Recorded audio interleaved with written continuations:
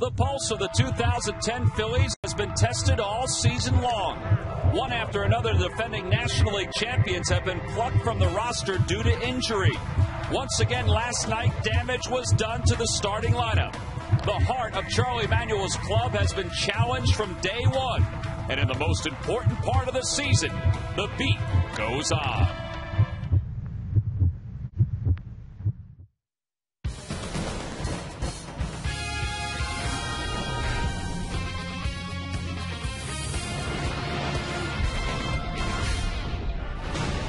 It seemed like such an innocent play, a pickoff attempt at second base in which Shane Victorino got back ahead of the tag from Stephen Drew. But then a couple innings later, as he ventured back to chase down a fly ball, he came up sore. And as it turns out, he has a strain to his abdominal muscle on the left side, and it's going to cost him some time. Placed on the disabled list, and now one of the most heralded names that the Phillies have had in recent years, Dominic Brown, will be in the starting lineup tonight, making his major league debut against the Arizona Diamondbacks. Hi, everybody. I'm Tom McCarthy, along with Chris Wheeler. Gary Matthews will be along in just a little bit. All right, Dominic Brown is probably the most heralded player that the Phillies have brought up since Ryan Howard, and that's pretty impressive categories to be placed into. Yeah, it's been a long time, Tom, since they really had a big-time prospect like this come up. Cole Hamels, as you said, Ryan Howard before Cole. So it is kind of fun tonight to see what Dominic Brown can do here as he starts his major league career. He has all kinds of tools. I mean, everybody you talk to, five-tool player. You see him hit a home run to center field there. Watching him in batting practice tonight, you know, he's a guy that was working on a lot of things. Here he hits this ball the other way. That's kind of a Ryan Howard type of home run, like the one he hit last night. He can throw, he can run. He's got it all together. He probably doesn't want to do a whole lot of that stuff in the big leagues for a while, but this guy has tremendous potential. A 20th round pick because he dropped way down because everybody thought he was going to go to Miami and play wideout down there in college. See what he did this year, combined AA and AAA at Reading and Lehigh Valley. It's a fun day, you know, when you bring a guy up. Now, it's a shame that Shane had to get hurt because Shane Victorino is a heck of a player. But once he got hurt last night, they just decided they were going to give Dominic Brown a shot. You had a feeling he was going to be here this year at some time, but it wouldn't have been if Shane hadn't gotten hurt. So he'll start in right field tonight. He'll bat in the number 6 spot. Jason Worth, meanwhile, will take over the responsibilities of being the Phillies' everyday center fielder. The other part of the story tonight, Roy Halladay gets the start for the Phillies. He'll be opposed by right-hander Edwin Jackson. Both of these guys have thrown no-hitters here in 2010. The compliment for Dominic Brown is the big piece. Ryan Howard, he homered last night, and Jason Worth. We'll see if the offense can continue this 6-game winning streak for the Phils when we return. Phillies baseball is brought to you by Toyota. There are many reasons to buy a Toyota, and now's the perfect time to get yours during Toyota's National Clearance Event. My Southwest Airlines. Want to see what a real airline is like? Go to southwest.com. Grab your bag. It's on. Buy Xfinity. It's TV, phone, and internet reinvented from Comcast. Buy Citizens Bank with the most 7-day branches in the Philadelphia area. And buy Independence Blue Cross. We're here for you every step of the way.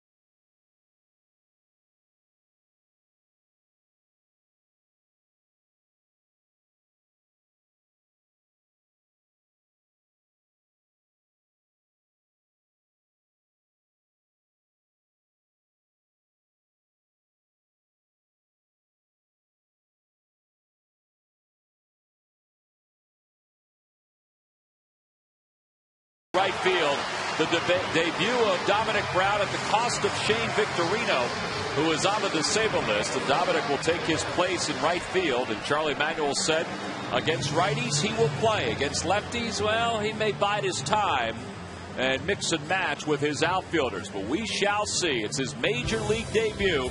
And let's take a look at the Arizona Diamondbacks lineup, brought to you by Xfinity, only from Comcast. Leading it off at shortstop, Stephen Drew. Kelly Johnson, the second baseman, bats second. Chris Young hits third, followed by Adam LaRoche, the first baseman. Miguel Montero is the catcher. He'll hit fifth. Mark Reynolds, the third baseman, bats sixth. Rusty Ryle, the left fielder, bats seventh. Gerardo Parra, the right fielder, bats eighth. And batting ninth and pitching is Edwin Jackson. And they will face right-hander Roy Halladay, who has 11 wins this year, but look at that earned run average. Fourth best, Wheels, in the National League. 25 straight scoreless innings here in this ballpark. Last time he gave up a run here, first inning against Atlanta on July the 5th when Chipper Jones hit that opposite field home run with 2 outs in the first inning. So that has how good Roy has been in this ballpark. That's amazing with the 20 walks. And there is that scoreless inning streak here in this ballpark. He has faced the Diamondbacks a couple times. In fact, Mark Grace, great player for them, and the Cubs told us a little while ago that he faced him a few years ago, and that helped him retire. Which was, he says, that stuff comes at you hard. And it moves every which way. Let's take a look at our keys to the game, brought to you by Nissan, Wheels. Well, here are those Nissan keys to the game. Major league debut of Dominic Brown, in case you haven't heard. And we'll see if Doc can keep that streak alive and keep pitching well in this ballpark. It's the end of the model year, and Nissan's laying it all on the line. Nissan's bottom line sales event going on now. Well, here we go. Dominic Brown has a good view of the first pitch of this game. It's a fastball over at the knees, and it's no balls and 1 strike. Stephen Drew leads it off for the Diamondbacks. They've moved Chris Young down to the 3-hole with Justin Upton out of the lineup. And Placido Polanco will make the traditional 4-1 putout. 1 away. They don't like to do it that way. But that play developed just perfectly for Polanco to be able to come on hard, charge it, and lead Roy Halladay. But you don't like the 4-1 too often because that's a long throw for the second baseman.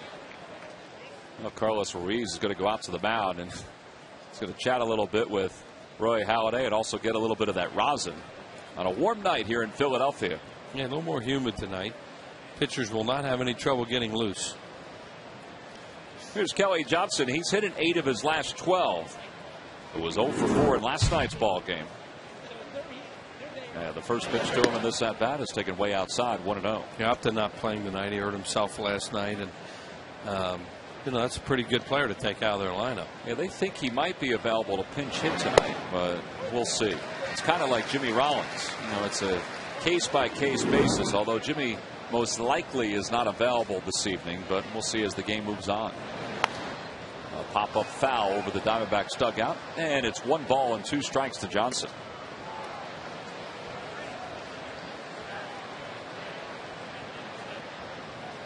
Kelly Johnson is 0 for 3 lifetime against Roy Halladay. One of only 2 guys in the starting lineup that has faced Roy before. He tries to stay alive. Halladay likes to throw that curveball with 2 strikes. And he did it right there. And he almost fooled Kelly Johnson enough that he would have taken that for strike 3 call, but just fouls it off. On the hands, a looper towards second. Caught into the air by Polanco. And there are 2 outs. That's what Gracie was talking about. Mark Grace, who's funny anyway, and a left-handed hitter. And he says, boy, you're a left-handed hitter off this guy. And he says, that stuff comes at you really hard. And that's what that cutter did. It came at him really hard. And right in on the hands of Kelly Johnson. There was nothing he could do about it. Left-handed hitters hate that from a right-handed pitcher. Because there are very few right-handed pitchers that can do that to left-handed hitters. So with 2 away, here's Chris Young, who batted leadoff last night. And had 2 hits in 4 at-bats. He has good numbers against the Phillies this year, and he takes a fastball for a strike. It's 0-1. Halladay, as we mentioned, is 4th in the league in earned run average. He is 1st in innings pitched. And he is on one heck of a pace as far as innings go. In fact, as the season moves on, if he keeps up at his current rate, he'll throw the most innings in his career. And the first matchup of two pitchers who have thrown no-hitters in the same season since '91. Olson Alvarez, the left-hander for the White Sox, and Nolan Ryan. There's a fly ball to right center field. Jason Worth will give way to Dominic Brown. First chance of the career of Dominic Brown, and it's an easy catch into the alleyway. And the Diamondbacks are retired in order. We go to the bottom of the first. What could Brown do for you? Well, we'll have to find out.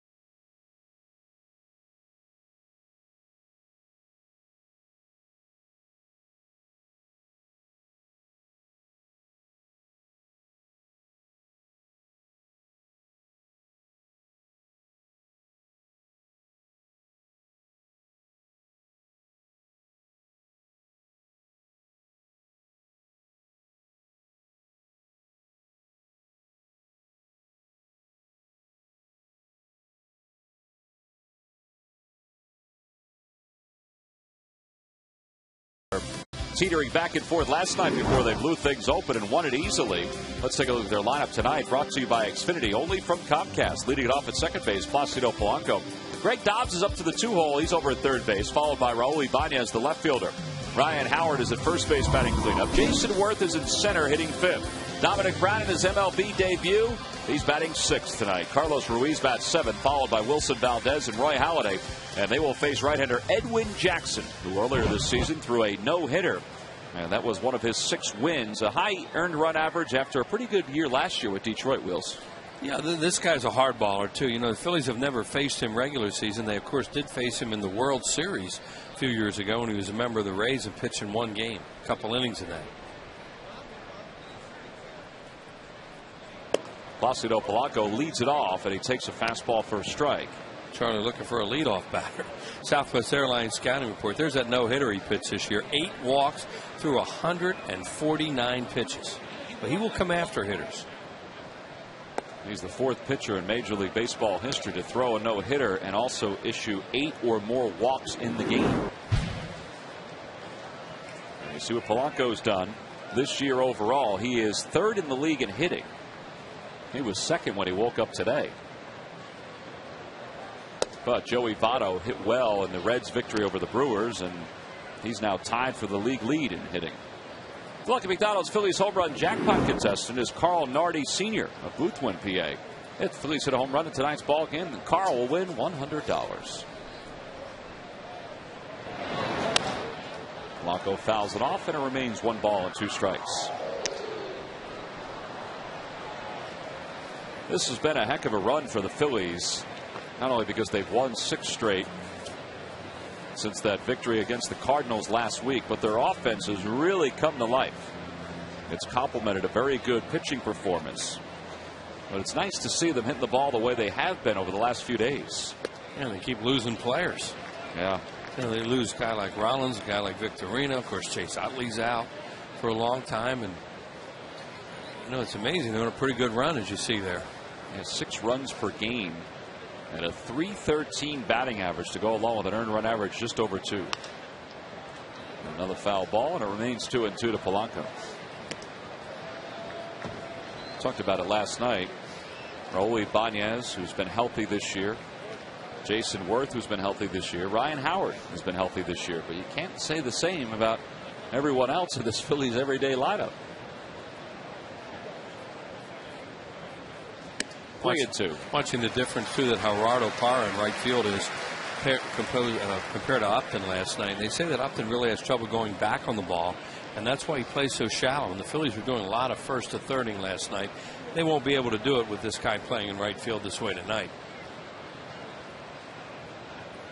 They can't hit it over his head, though. Oh, yeah. But that's the proper way to play with a right-handed hitter. That one's in the air to right field. Parra ventures back. Because you're going to try and take the ball away in front of you as opposed to thinking he's going to hit over your head on the offside. Well, this is Edwin Jackson's no-hitter against the Tampa Bay Rays, and he was effectively wild in this ball game, Wheels. Yeah. 8 walks. And, you know, he had to hang around. There it is on his 149th pitch, and they got it done. 8 walks and 6 strikeouts. That took place on the 25th of June against the Rays. And in the year of the no-hitter, and we are not finished with July. 5 no-hitters so far this year. And a couple perfect games as Greg Dobbs shows bunt and takes a fastball for strike 1. And that one will always kind of have an asterisk. Should be 6 with 3 perfect games. Dobbs last night was 0 for 3. His average at .210 with 4 homers and 14 RBIs. And it's 1 ball and 1 strike. Dominic Brown is trying to do something that Greg Dobbs did in his first major league at bat. And that's hit a home run. Dobbs is one of 108 players to homer in their first at bat. Dobbs did it with the Seattle Mariners. A roller towards shortstop. Stephen Drew waits on it, and there are 2 outs.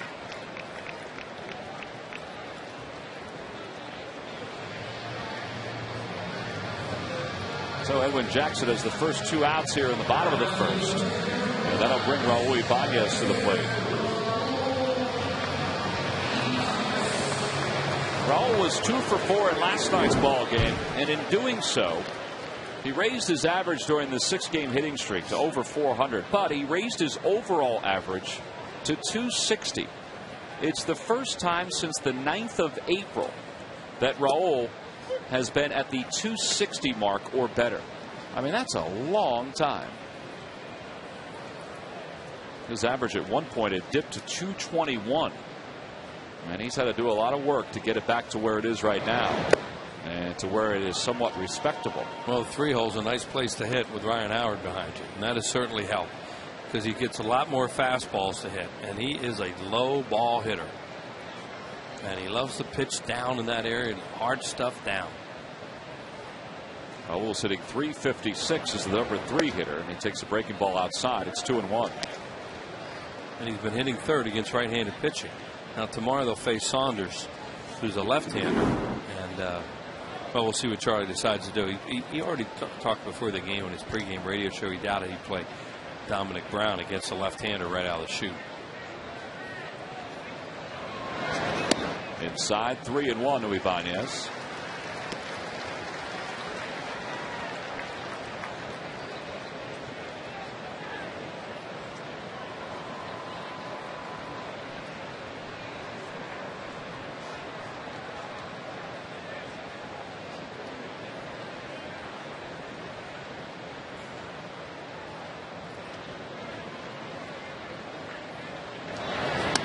Tried to hold up, and he went around, and it's 3-2. Well, that ball had an awful lot of movement on it. It was a fastball that came in at 94, but man, was it diving. Look at that. There's some sink on it. It was like sinking. I could cut a little bit.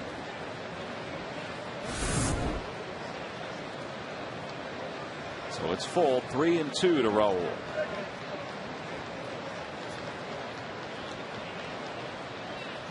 And he lays off ball 4. And he's aboard with 2 outs here in the first. During the 2010 season, Turkey Hill will contribute $100 for each Phillies victory and 5 cents for each carton of Phillies Grand Slam ice cream.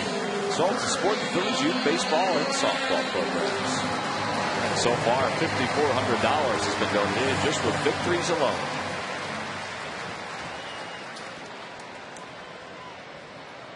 This is the line from Edwin Jackson's no-hitter. Look at that. 149 pitches. Look at the split. 79-70. They even hit a guy just for the heck of it. And a wild pitch. Yeah. That's some no-hitter. Ryan Howard hits the first pitch foul. And it's 0-1. Ryan hitting .302 with 23 homers and 81 runs batted in. His 81 ribbies, 11 more than the guy that's in the 2-hole, and that's Joey Votto. He's got Ibanez at first. Big overshift for Ryan, of course, as most teams employ this. Stephen Drew, the shortstop. You see him on the second base side, and the second baseman Kelly Johnson is really deep. Off the glove of the catcher Montero. Ibanez didn't see it right away, even though Ryan was waving. And he's up to second.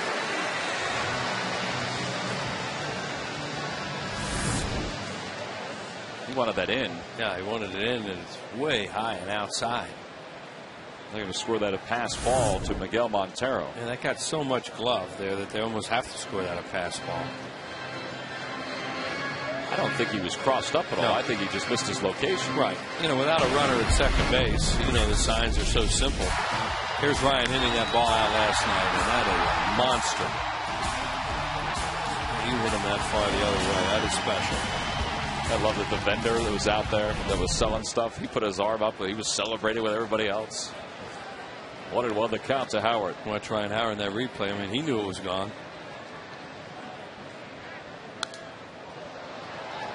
Ball was a little bit of a hanger, and it was punched foul. It's 3-2. 10 for his last 17 with runners in scoring position. So 1-2 the count to Ryan Howard.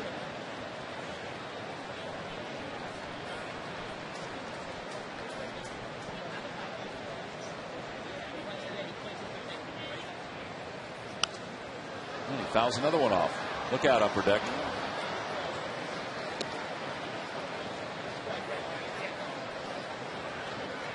Well, they're certainly making Jackson work tonight. 21 pitches here in the first inning. We can throw a lot of pitches. Over 100 pitches in 14 of his 20 starts this year. He's got a rubber arm. I guess. He did get a couple extra days off after that no-hitter. High fastball cut on and missed. A little cheese to Ryan Howard, and this side is retired. So Dominic Brown will have to wait another inning before his major league debut at the plate. We go to the second. It's the Diamondbacks nothing, the Phillies nothing.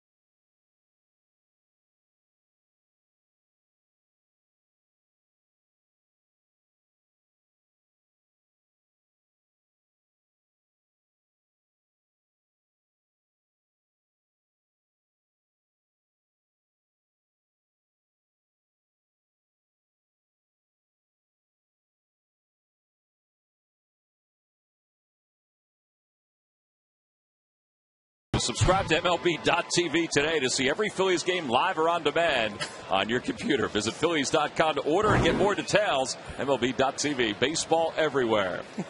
Well, tomorrow is 1980s retro night, and Matt Mailer is already in character. Wandering around Ashburn Alley, reminding folks to wear their 80s clothes tomorrow. Think they know that? Or they think, who is this? They're just thinking, man, that guy's got some style. Some Sonny Crockett. It's some throwback style, but he's got some style. Little Miami Vice. Yep. He was very proud of that today as he was walking around with that outfit on. Don Johnson played that role quite well. I don't think he could play it as well as Matt's playing it right now. Adam LaRoche leads it off. Again, there are tickets still available for tomorrow's ballgame. You can go to Phillies.com. And a reminder, when you come to the ballpark, wear your favorite 80s clothes. Keep looking for one of the, what do they call them, cigarette boats? Those fast ones, the real thin ones. Keep looking for him to go jump in one of those. Swing and a miss, and Adam LaRoche is the first strikeout victim for Roy Halladay. One gone here in the second. Well, he really has a great cutter here early in this game. Look at that thing, just bite. You know, he broke 2 bats, the first 2 hitters. And LaRoche looked back like, I can't hit that. So 1 out. Here's Miguel Montero. Montero's hitting .287 overall, but 4 for his last 37, including an 0 for 4 night last night. And 1 for 19 over his last 5 games. And it's even 1 ball and 1 strike to him. By the way, Roy Halladay pitching a 1-2-3 first and getting the first out here in the second. His scoreless streak here at home is at 26 1/3. There's a fly ball to left center field. Easy play for Jason Worth. And there are 2 outs, so it's 26 2/3. Now, I'm not saying that to jinx him or anything like that. I'm saying it because it's now the longest streak, scoreless streak at home in Major League Baseball this year. That's one of those things about pitchers wanting to come here and pitch or not. Obviously, this is a hitter's ballpark, especially when it's hot or when the wind's blowing out. But it also shows if you can, I don't know if he's a good example because he's just so good. But, you know, you keep the ball down, you move it around like that, and you don't throw a lot of high pitches, you know, you can survive here quite well. Here's Mark Reynolds. I'm not trying to do a little recruiting pitch or anything, but, you know. Got somebody in mind for next year? That's tampering. Oh, yeah, that's right. But it is true. Sure. 1-1 the count to Reynolds. And we even saw that with Cliff Lee last year. You know, keep the ball down and you could be effective. And we've seen it with Cole Hamels and, you know, anybody that's had success here at this ballpark. Yeah, you just don't want to be a flat out fly ball pitcher and try and get by here. Swing and a miss. 1-2 the count. On the Toyota Major League scoreboard, the Braves lead the Nationals 2-0 in the bottom of the first. Jason Hayward stole home tonight. First time that a Brave has stolen home since 2000. Swing and a miss. He got him on a breaking ball. Second strikeout for Halladay. And another 1-2-3 inning. 6 up, 6 down. Dominic Brown is due to bat second when we return for the bottom of the second.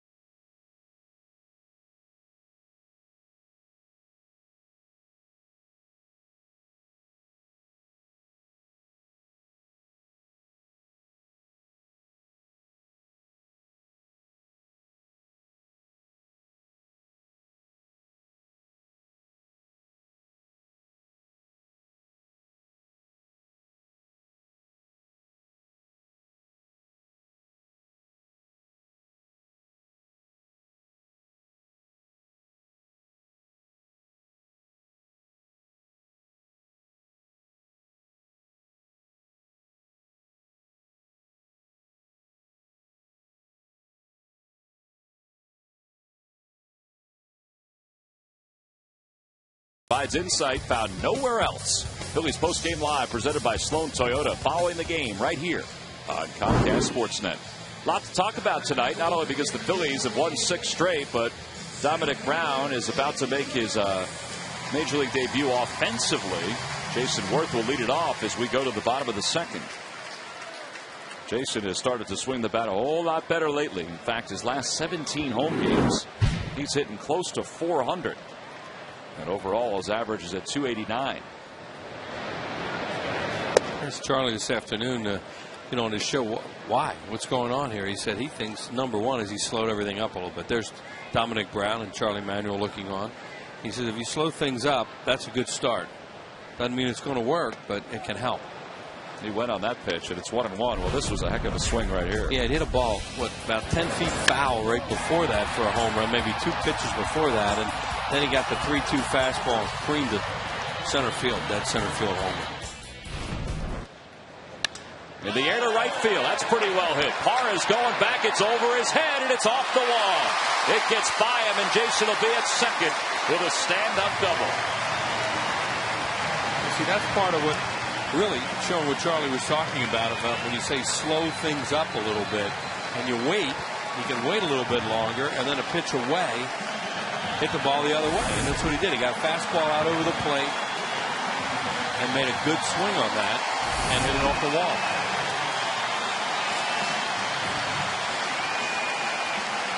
Oh, Dan Baker just introduced Dominic Brown for the first time. Oh, what a reaction. Boy, this must give you chills if you're a ball player. Really? Dominic Brown overall this year was hitting .327 with 20 homers and 68 RBIs. It's not like people hadn't heard about him.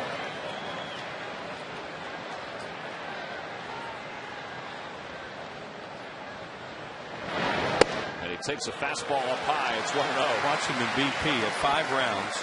He was hitting everything the other way early. Then he pulled. And his last round, it was like he said, all right, let's try this. Hit one off the facing of the upper deck, the second deck. Hit one about 6 rows into the second deck. Well, he's worked himself ahead, 1-0.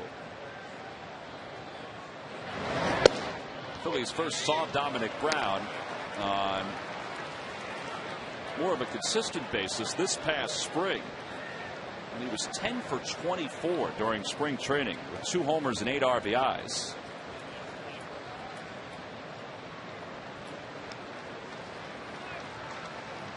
Well, right now, all he's trying to do is hit a ground ball to second.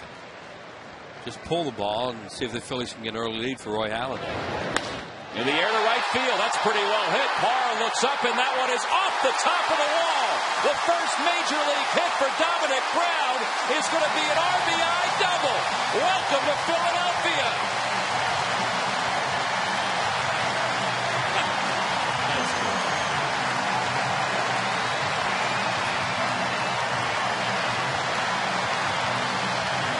Kind of breaking ball. A slider from Edwin Jackson and crushed him. And boy, is that fun to watch him run, too. Oh, yeah. Man, what a glider. Here it is. Watch the slider. Well, it's down. You know he's going to be a low ball hitter with that swing. And off the top of the wall out there. He almost hit a home run in his first at bat. But look, you think he's not a low ball hitter? Look where that pitch was. And as Will said, he can run. And now he's in scoring position for Carlos Ruiz, who takes a fastball up high. It's 1-0. You know, Ryan Howard was asked a lot today because offensively, Dominic Brown is probably the most heralded player the Phillies have had come up to the big league since Ryan Howard. Ryan was asked today, well, what would you tell him? And he said, just have fun. Yeah. You know, just enjoy it and do what you can to contribute. He's checking out the board there, you know, where Pete McCannon writes it on that board right near the clubhouse, and Ryan was checking out and says, look at this, D. Brown's playing tonight, hitting 6 in the Phillies lineup. He was laughing about it, having a good time. Well, Ryan said he was going to tell Dominic, just do your part. You know, he said he was impressed with the way he watched the game during spring training. You know, not only played the game, but just watched the game because he wanted to get better. That one's through the hole on the left side of base hit. Sam Perlaza's going to hold up Dominic at third. It's a single for Ruiz, and the Phillies have runners on first and third with nobody out. The reason Sam had to hold him up was Dominic Brown. That was good base running. He made sure the ball got through. Now watch this. I'm talking about how much fun it was to watch him run. Look at this. He has got some long legs. He's a glider. How much taller he is than Stephen Drew as he popped up there in I second. think he thought that ball was out at first too. Because that'd be something that, there's always teaching points. Jimmy's having a little fun with it.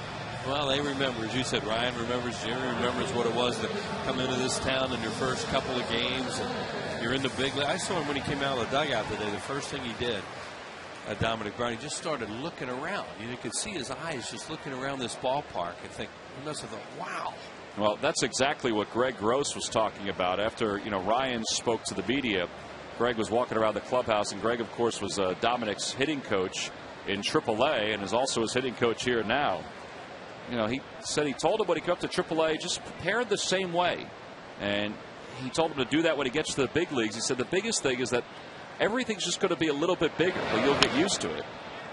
And, after Gigi talked about how successful he thought Dominic had been in the minor leagues, he said, I expect him to be fine. I really do. And he said, as he walked away, he turned back and said, got a little flared over. He does.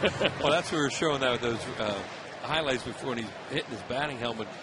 You shouldn't do that, right? They'll still buzz you. Not as many guys as used to do it, but that'll get you in trouble. 0-1 the count to Valdez. And he pulls it foul past Sam Perlazzo, and it's 0-2. Wilson's really big in this inning now because, Jackson's trying to strike him out, obviously. Because if he does, then he can get Halliday and then maybe get out of the inning.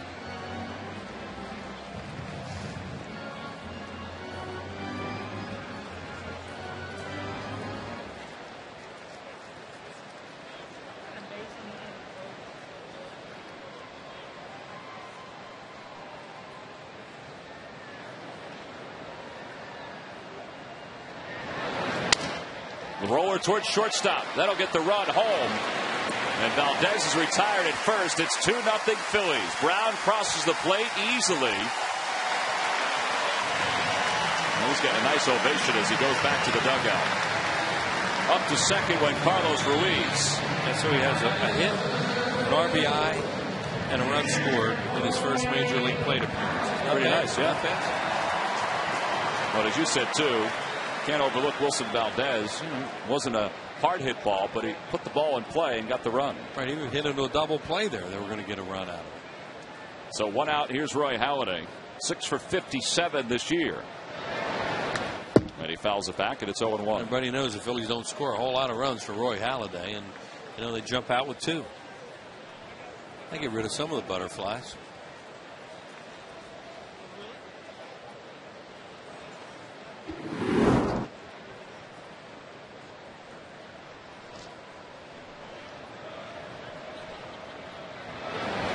Opposite way. And Kelly Johnson to his left has it. Over to third goes Ruiz. And there are 2 outs. And the top of the order is due up. Well, Halladay didn't strike out, which means that he got the runner over to third. There are 2 outs, but we've seen during this homestand that being on third with 2 outs doesn't necessarily mean that you have to have the hitter hit the ball to score. Yeah, that great base running play by Jimmy Rollins won a game for him the other day. Here's Polanco. He flied to right his first time up.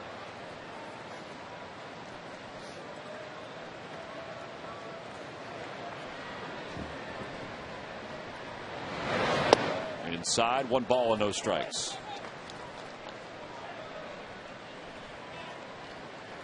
Third baseman Reynolds, even with the bag even in front of it a little bit. And he's some room to hit a ball by him. Well, they are playing with a pull in the hole there. That's surprising, though. Hey, I think he's going to, just drop one down there with 2, Off the end of the bat, rolling towards shortstop. And the side is retired. But the Phillies get a couple runs. They get Dominic Brown's first major league hit, his first major league RBI, and his first major league run scored, all in 1 inning. Not only that, the Phillies go to the third with a 2-0 lead.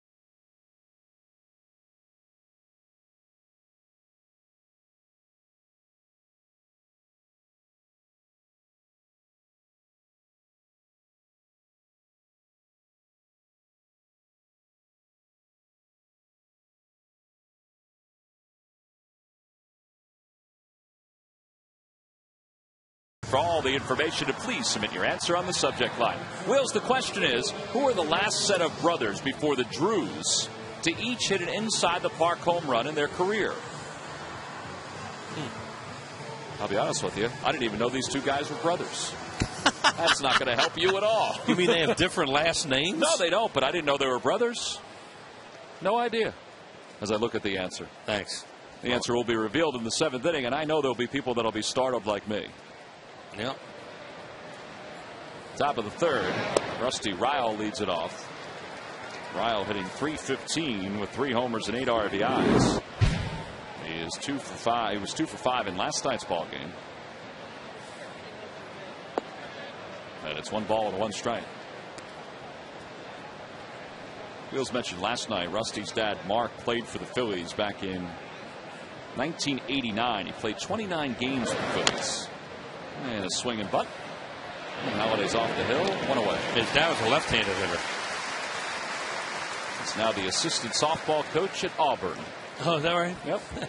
Nice guy, Mark Ryle.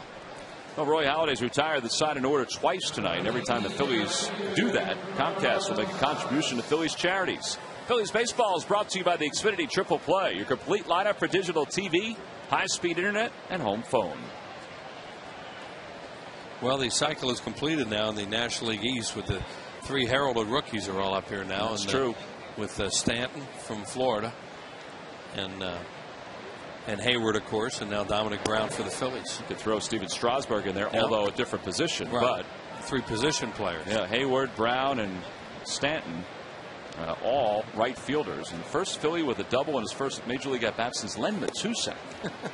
Len Matusek, yeah. But think about that too, Wheels. I mean, Stanton's 20. Yeah. Hayward's 20. Dominic Brown's 22. It's an awful lot of talent at a very young age. In one division. We'll be watching these guys for a while. You know, those other 2 guys, have already had some success. And Dominic Brown, we'll see. 2-1 the count to Gerardo Parra, who fouls it down the left field line. And Mike Stanton hit a home run the other night in Florida. It's the darndest thing I've ever seen. You know how deep it is in right center field? He hit a line drive. It looked like a single to right when he hit it, and it went into the seats. Kept on taking off. Just took off like a golf ball. 3-2 the count to Parra.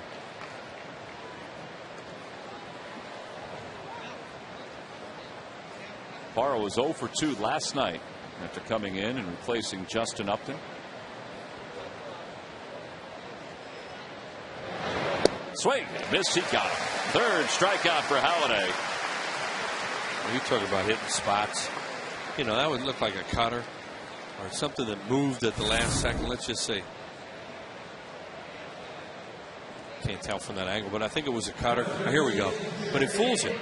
Yeah, cut just a little bit at the end. And he sees it outside. Oh, it's a strike. And just tried to foul it off the last split second. Well, here's Edwin Jackson. 6 for 36 this year, but he does have a home run, and now he's got a ground out to second. Polanco throws over to first. Jackson is just trotting up the first base line. 1, 2, 3 go the Diamondbacks for a 3rd consecutive inning. 9 up, 9 down for Roy Halladay. We go to the bottom of the 3rd. The Phillies lead it 2-0.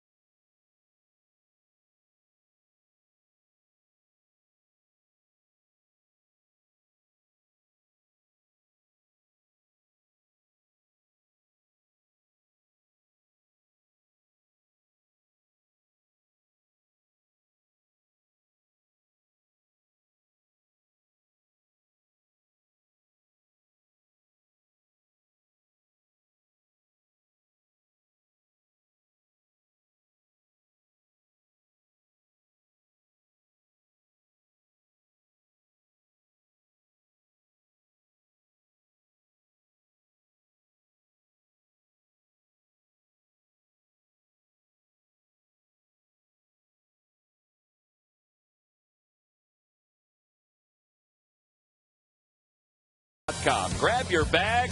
It's on. Buy Suzuki in the new Kizashi midsize sports sedan. Suzuki, the power of engineering. And by McDonald's, introducing real fruit smoothies at McDonald's, available in 2 creamy and cool flavors, strawberry banana and wild berry. Try a small for just $2.29 only at McDonald's. I'm loving it. She's been loving what's happening with this Phillies offense. Out to another lead as we go to the bottom of the third.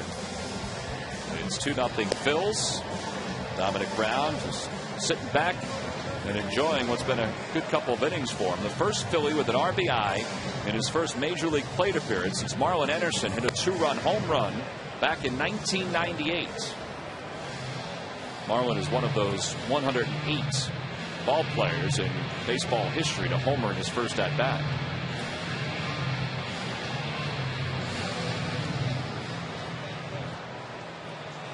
So we start the third. Here's Greg Dobbs. 0 for 1. He grounded to shortstop his first time up.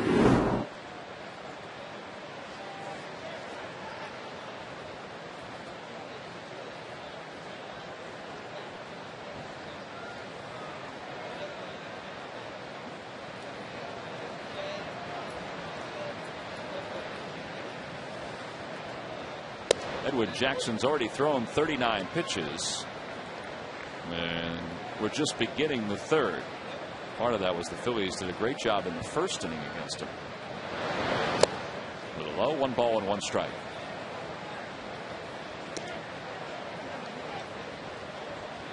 He's been traded before, but he certainly has the trade deadline on his mind. His name has been popping up.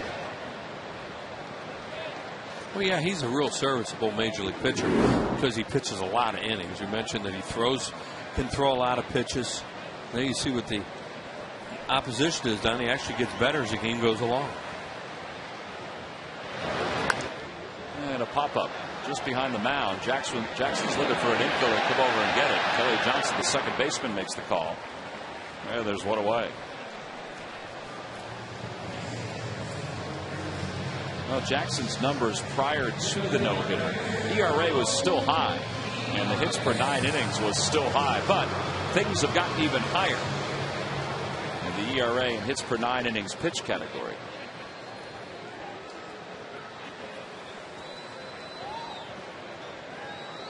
And here's Raul Ibanez, who walked his first time up and was stranded at second. And a fastball for a strike. It's 0-1. Think there's any correlation to the number of pitches he threw? I mean, his numbers weren't great beforehand. Could have been his first start or two after that. Yeah. Yes. You know, he's a guy that's used to throwing a lot of pitches, but 149, you know, is stratospheric in today's game. Still, it's good velocity. I guess part of it is not knowing where that the ball's going, even though he's throwing mid-90s. Yeah, his fastball, when you watch him on the monitor, is kind of straight. And, you know, he has to really mix in his breaking ball. Change up his curveball, slider. Then he could throw a pitch by a guy or elevate it like that to a left-hand hitter, see if they'll chase. But, you know, it's not like it has a whole lot of run on it. It's not fair, once again, to use Halladay as a comparison. But just people at home, watch Halladay, the way the ball moves all the time. Here's the 1-2 to Ibanez. A foul over the screen.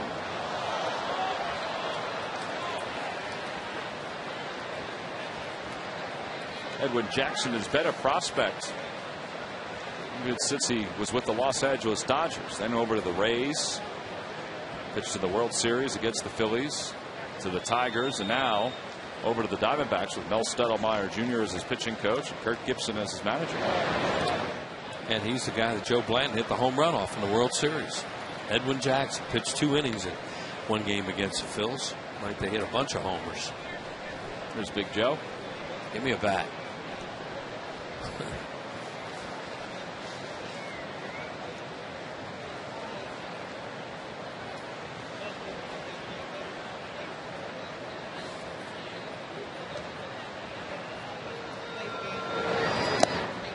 Good at bat by Ibanez. It's 3-2. This is the same umpiring crew that was umpiring the night that Jackson threw the no-hitter. In fact, there's Andy Fletcher. Adrian Johnson, who was the second base umpire, was behind the plate that night. There's Adrian.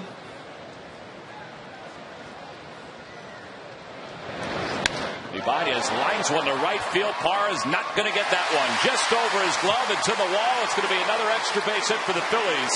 It's their third double of the night, and it's a 7-game hitting streak for Ibanez. Upton would have caught that ball last night. We talked about how deep he plays. In that case, a little more shallow and not a real good route run by Gerardo Parr either.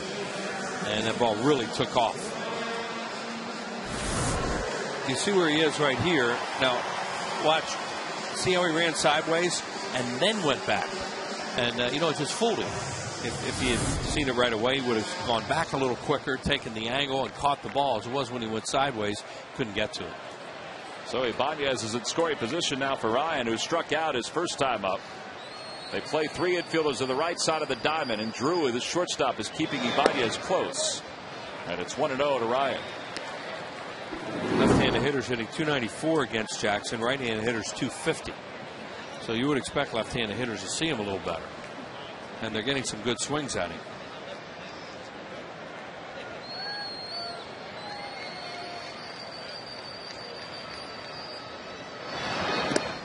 And the dirt backhanded by Montero, and it's 2-0. 51 pitches already for Edwin Jackson.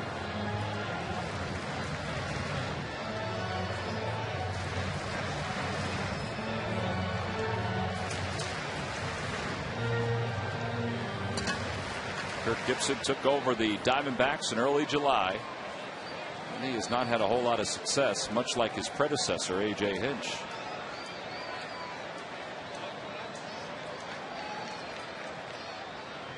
Way outside, 3-0. He's really pitching away from the bat right now to Ryan Howard with that base open. And Ryan Howard, Charlie may give him a 3-0 green light. You really want to be disciplined here because we're swinging well. And, you just don't want to make a weak out for the second out with a guy on deck who's swinging the bat pretty well.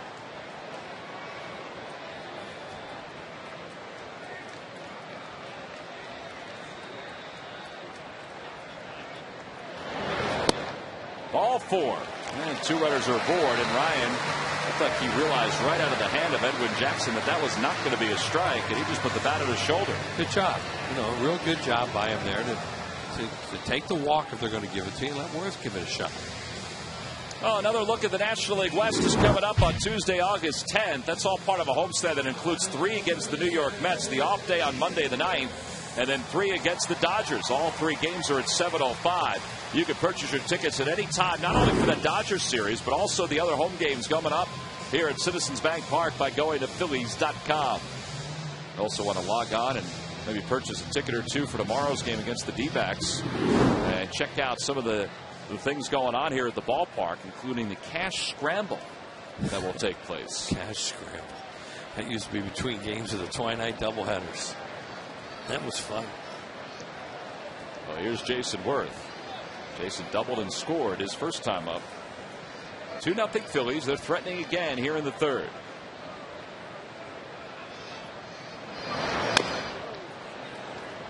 It was kind of a hanger, and it got off the foot of Jason. He's going to try to trot that one off.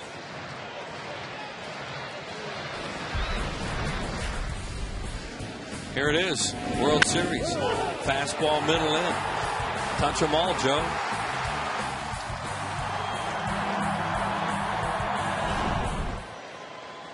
A memory that Joe Blanton will have for a lifetime. Crush that thing.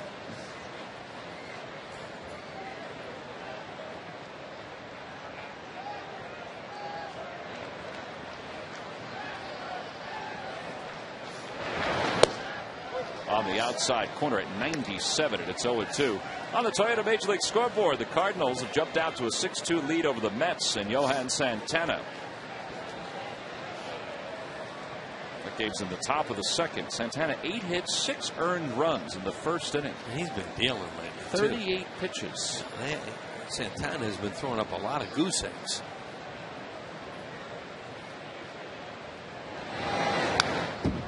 And it remains 0-2 to Jason. It's supposed to be Garcia tonight, I think, pitching against him. It is Jaime Garcia, and has a 4-run lead to work with.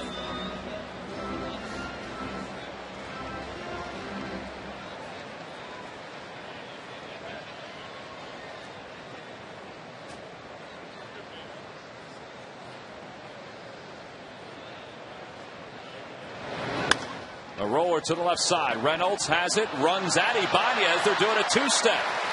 Howard is safe at second. Worth is safe at first. And now there's a little trot to the third base bag, and the force is finally recorded.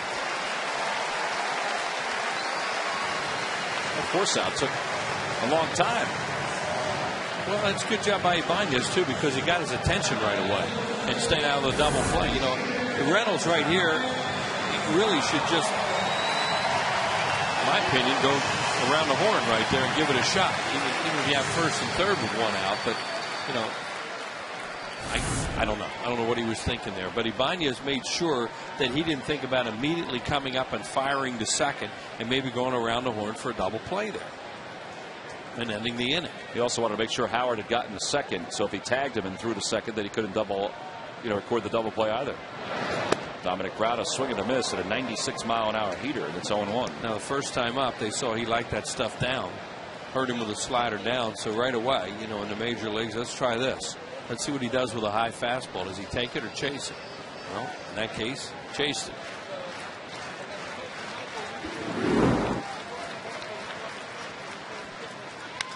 Toward first base, backing up on it is LaRoche. And it's an easy put out, and the side is retired. No runs, one hit, 2 men left. We've completed 3 here in Philadelphia. It's the Phils 2 and the Diamondbacks nothing.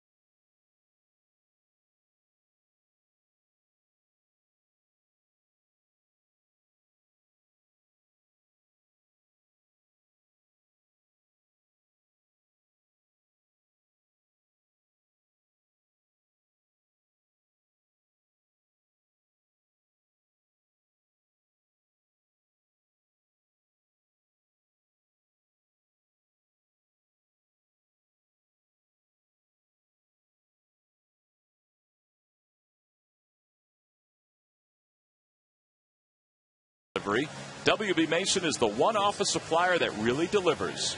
Who but WB Mason? 3 in the books. Roy Halladay will face the top of the order. Second time through. He has 3 strikeouts already through the first 3 innings. There's not a lot of base runner. Stephen Drew grounded out his first time up, and he takes one for a strike. Gary Matthews joins us here in the booth.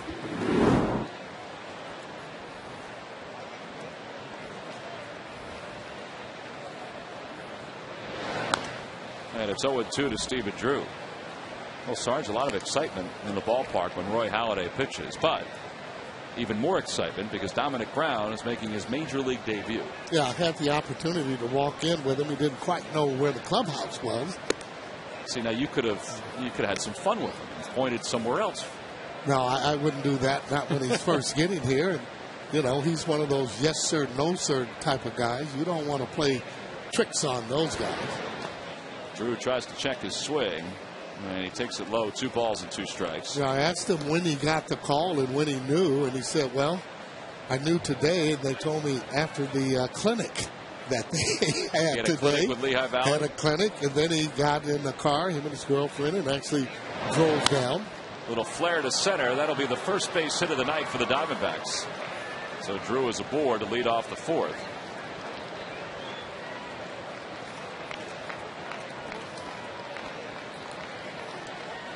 And that'll bring Kelly Johnson to the plate. Well, that's kind of neat. I mean, just to see him in it, before he makes his major league debut. I mean, you probably remember when you were told that you would make your major league debut. There's no doubt about it. And he actually talked about Double-A being even tougher than playing in Triple-A ball. That's interesting. Well, yeah, because a lot of times you're going to have all of your prospects there in Double-A. In Triple-A, you have a lot of players that are kind of hanging on, if you will, and guys that have been in the league a while. Well, Greg Gross was telling me before the ball game that he told Dominic that when he was down in AAA, he said one of the big things that you'll realize when you get to the majors is that you probably will see the same sliders, same fastballs, but you'll see them for strikes more consistently. Well, that's right. And not only that, you're going to have better lights here in the major leagues. And I'm sure the crowd really giving him that standing ovation kind of gave him a lift. I mean, it just buzzes you like you've just never felt anything before, almost like an electric shock, if you will. And once you get that first hit,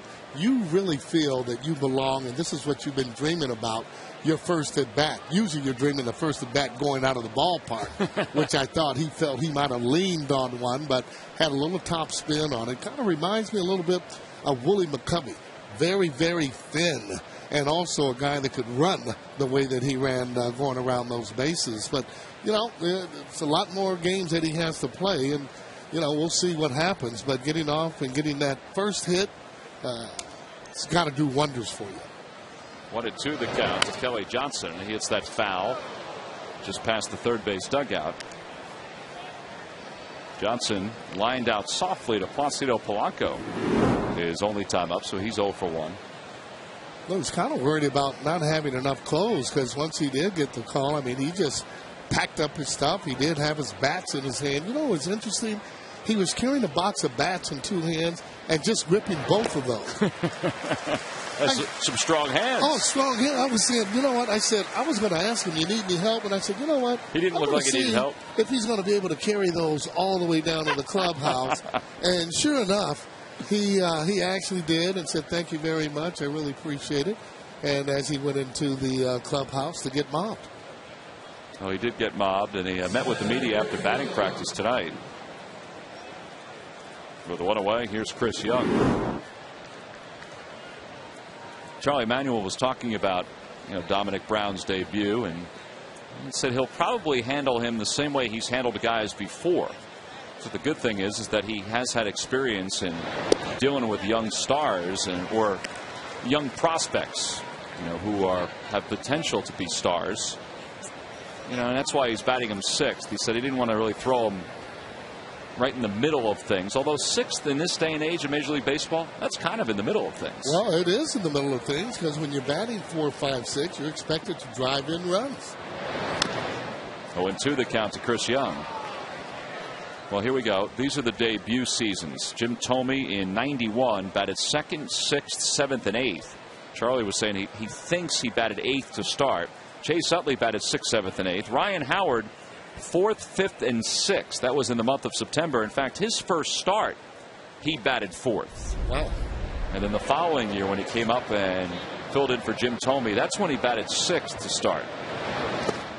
Outside, 1-2 to Young.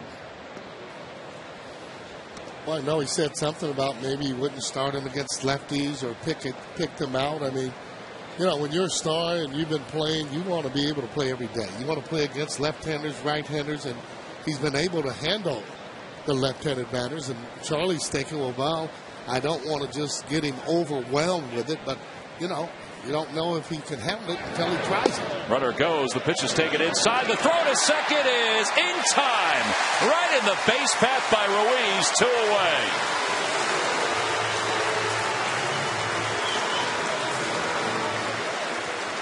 It's not an easy pitch to throw on either, because it wasn't a fastball. Yeah, showing this gun of an arm there and throwing the ball right on the money there. You can see Polanco barely even had to actually move his glove other than bring it straight down. Ruiz gives him that little nod. Takes a lot of pride in that. Toward the gap in right center field. Worth is on the run, so is Brown. It drops in front. And there's the second hit of the inning for the Diamondbacks. Well, if you want to follow Dominic Brown and the Phillies as they continue into the month of August 24/7, get more with Phillies insider Jim Salisbury. Get the latest scoop on all the Phils rumors as the trade deadline approaches on CSNPhilly.com. Experience counts. Phillies insider Jim Salisbury only on CSNPhilly.com.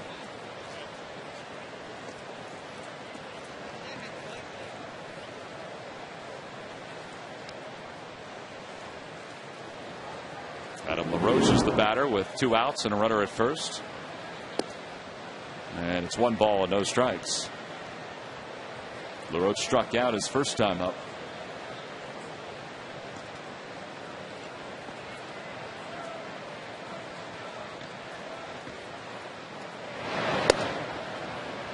Two and 0.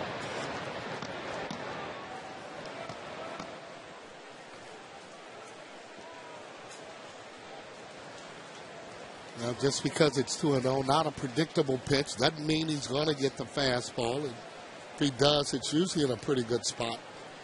Whew. Now, there was the fastball in a good spot for Halladay on the outside corner. It's 2-1. That's what makes him so difficult to hit, because he's just not automatically going to throw one right down the middle. Perfection right there on the outside part of the plate in a pitcher's pitch. Comes back with a little slide piece.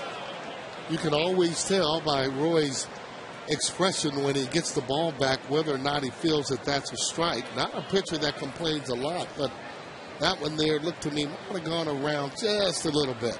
But he felt like he should have gotten a strike there. Absolutely. 3-1 the count. Back toward the middle, off of Halladay. Dobbs recovers, bare hands, throws in time. 1-5-3, and the side is retired. And let's hope the big guy is okay. He looks like he's walking off okay. No runs, 2 hits, 1 man left, and a smoker right back to the box to finish up the inning. Look at the reaction by Halladay. It hits him, and then he immediately points over to third, says, Dobbs, it's all yours.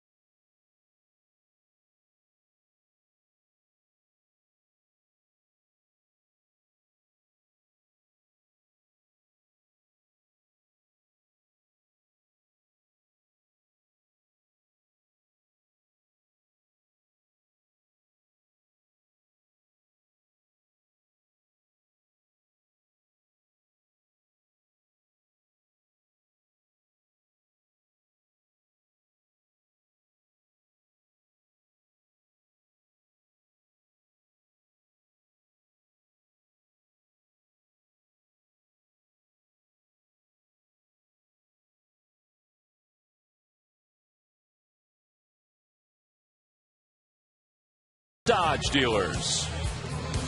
Well, the Bud Light rooftop is hopping right now, and the rooftop's going to be hopping tomorrow. It's 80s retro night here at the ballpark tomorrow. You can get your tickets by going to Phillies.com. We invite you to dress in your 80s garb, whatever that is. What are you wearing? I'm going to wear a golf shirt with the old Phillies logo on it. What are you wearing? Well, I was trying to look for a members jacket, but I remember only that jacket. I did not have one of those. Okay. That's funny. Well, you know, that's I was trying to think what style they had going in the 80s. Carlos Ruiz leads it off here in the bottom of the 4th. And he lays off. It's 1-0. I have to admit, I was trying to think about it, too. I was in high school in the 80s. And then college. I don't remember. I mean, there wasn't anything different. Oh, they had the collars that were up that they wore up quite a bit. That is true. I never did that, but they did. People well, did the guys that had the style in the school, right, Tom, were doing that. We didn't say that when guys wore that they had style. Okay. We said some other things. Well, you know, there were certain groups that did this, or, you know, you had to look at them to see what to wear or what was in style. You always have to look in that GQ magazine. 2-1 the count to Ruiz. I do remember that, you know, that sort of mullet style haircut that was in the 80s because I had one and I had hair. Right. And the Jerry curl. I didn't have that. No. No. Well, I had one of those. Did a lot of complaints at different hotels you would stay in because you know you had to have it kind of greased down. You'd have a spot on the pillows. They'd have to change those just every single day. 3-1 the count to Ruiz, who singled his first time up. And a line drive one hopper flagged down by Stephen Drew. And he retires Ruiz for the first out.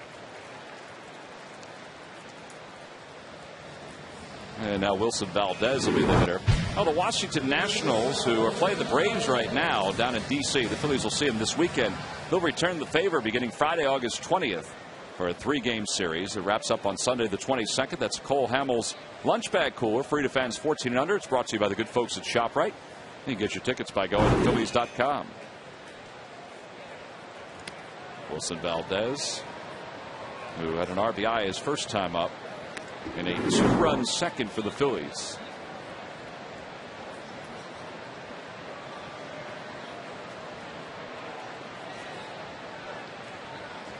Swing and a miss, 1-1.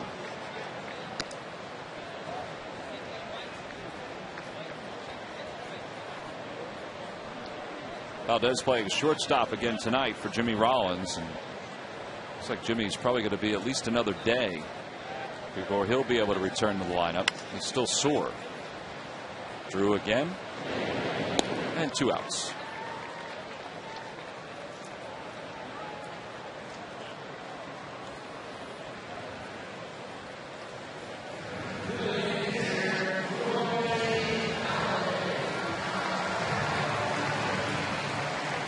Well, this is a good sign that Roy Halladay's out there to swing because he took that ball right off of his backside. And he wasn't limping or anything when he was walking off. But Rich Doobie followed him down the stairs. He generally goes down the stairs to cool off, it seems, in between innings. And he's up there ready to hack away with the count 0-1. And it's 1 ball and 1 strike. Well, if you're going to get hit by a line drive off the bat, that's exactly where you want to get hit.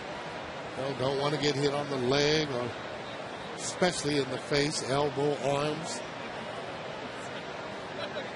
And we saw Dan Herron, who was traded from the Diamondbacks to the Angels, get hit in the forearm in his first start for the Angels off the bat of Kevin Youkilis. And he threw a bullpen yesterday and said that he was fine, but that's what you're talking about. I mean, it's no reaction time. You can't move when it's coming. And whatever it's going to hit, it's going to hit. That's how hard it's coming there. Broke his bat, flares at the center, base hit for Halladay. 7th hit of the season for Roy.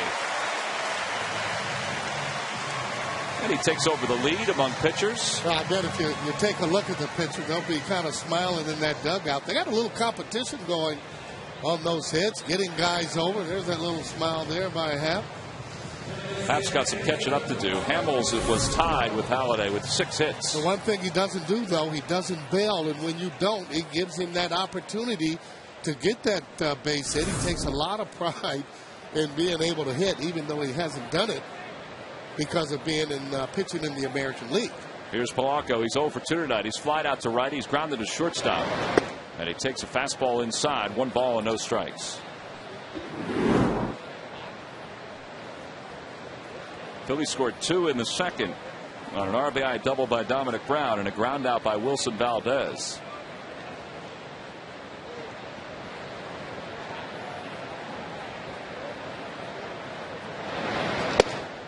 On the inside corner with a slider.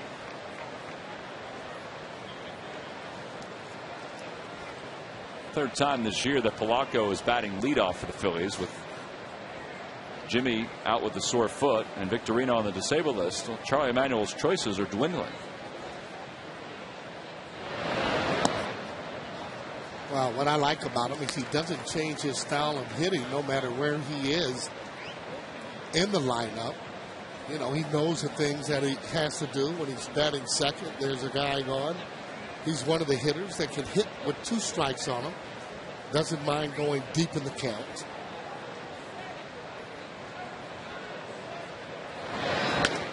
Opposite way, that'll slice foul. It's 2-2.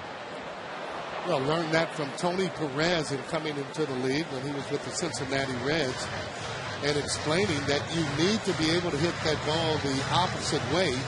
And he also said good hitters will get jammed. They're going to break bats because they're going through the ball. You know, you look at hitters' bats and you only see tips on the end of the bat. That tells me that they're pulling off that ball and usually not having a lot of success.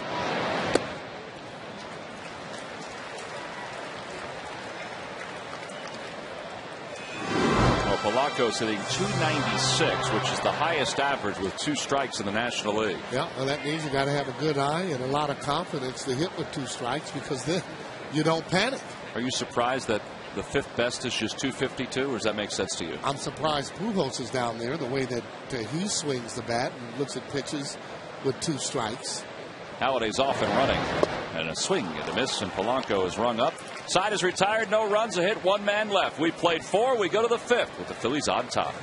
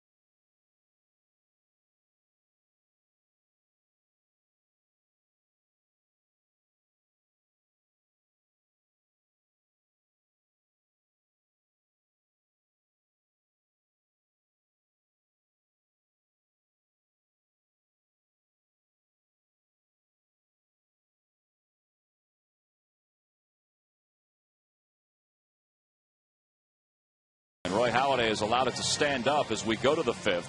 Halladay took a line drive off his backside to finish up the bottom or top of the 4th. We talked to Rich Doobie in between innings about his right-hander and asked if he was doing okay.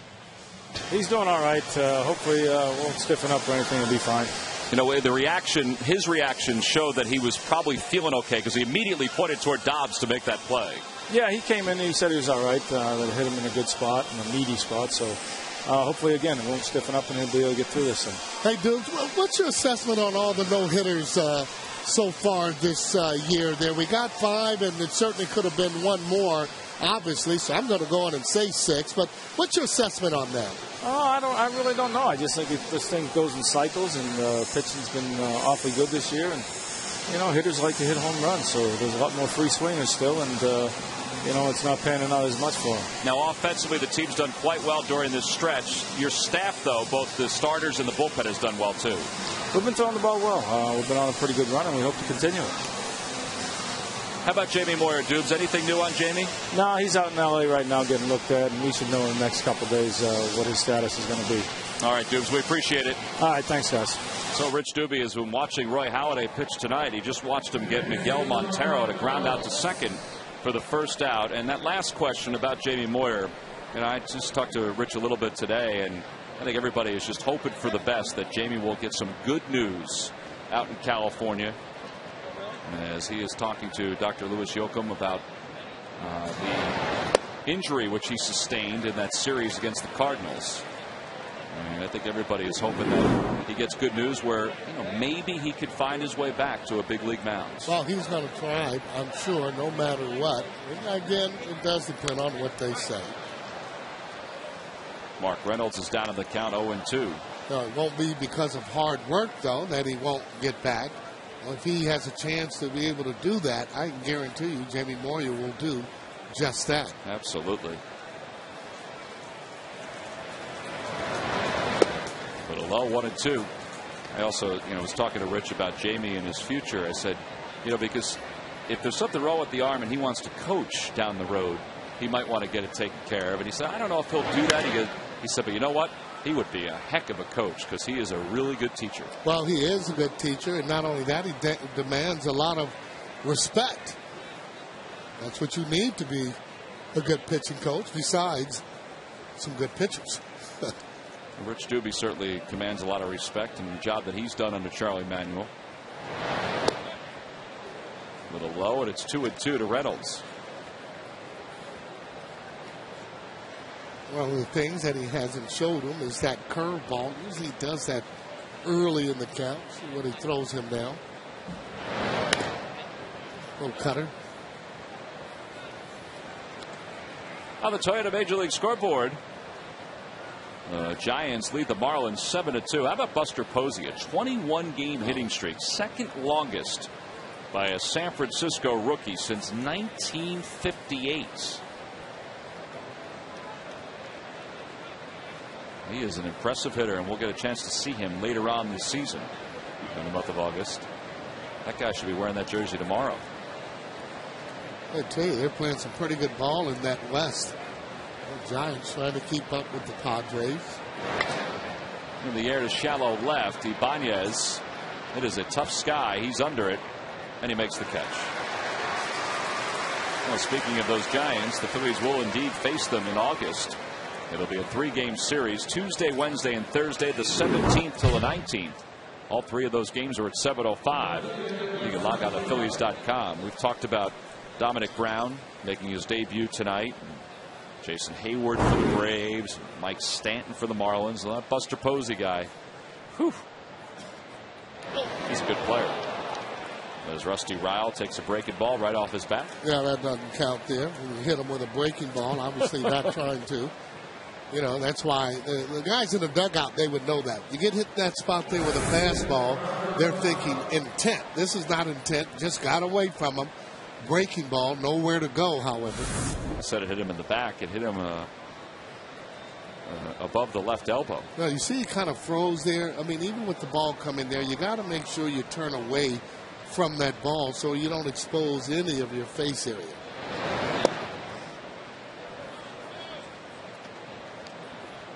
Here's Gerardo Parra, who went down on strikes his first time up. It's interesting what Dewey said about those no-hitters, guys trying to swing for the fences. With 2 strikes, that's exactly the swing that Reynolds had when he popped up to left field. We were always taught to kind of cut down your swing, try and use the middle of the field. But that's one of the ways that the game for me has changed, where almost every swing, a guy looks like he wants to drive the ball out of the ballpark.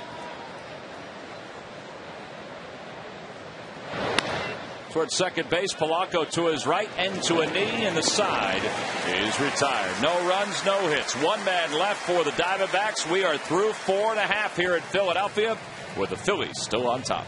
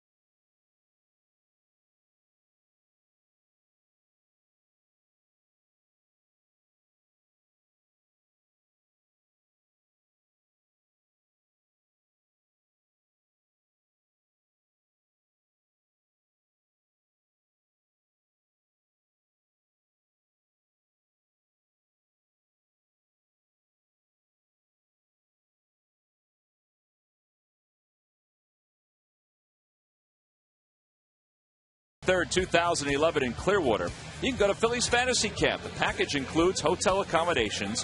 You can practice with and get instruction from some of the Phillies greats like Mitch Williams, Greg Luzinski, Jim Eisenreich, Mickey Morandini, and the commissioner Larry Anderson. Fantasy game versus the Legends at Bright House Field. Get a uniform with your name on the back of it. Call 610-520-3400. Last of the fifth, Phillies nursing a 2-run lead. I think you might look pretty good in that uniform and playing down in that fantasy camp. Basketball, Sarge. It's a basketball games to do. I could see you as a catcher. No, Scott Palmer did that. Scott's in better shape than I am. Well, he did a pretty good job, although the helmet looked a little big. Craig Dobbs takes a fastball up high. It's 1-0. Played good defense. Got him some hits. My concern would not be getting down. It would be getting up. Plenty of help down there, Tom. Off the end of the bat, he rolls over on it to first, and LaRoche will flip to Jackson covering for the first out.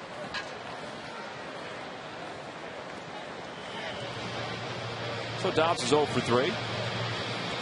And here comes Raul Ibanez. I still want to be able to kind of chip away a little bit and maybe try and score some more runs. Score 1 here, 2 there. Just want to continue to do what they've been doing the last few games.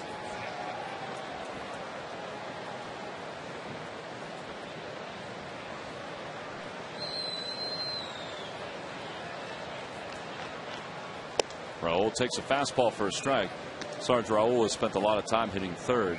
There will come a time when Chase Utley comes back where that 3-hole will be taken over again by Chase. And Raul will slide back to his normal spot. You know, if he continues to swing the bat the way he has been swinging it, you know, will those improvements go to the other spot, you think? Well, maybe, but again, when Chase comes back, he's definitely going to be in that third spot. But the fact is, though, even though Raul might go back to 6th or to 5th, whatever it might be, he should be able to continue and hit the ball the way he has been, because he's now catching up to the ball. Taking a little bit too many fastballs tonight, but he has been on top of it and driving that ball. So consequently, I think wherever he puts him, he'll be able to do the job. And that's a good thing. With all these injuries, that's a good thing. It is. It's a good thing that he still continue to hit in it. There's Ryan Howard. He's 0 for 1. He struck out his first time up, walked his last time in the fight. And a swing and a miss at a changeup, but it's 0-1.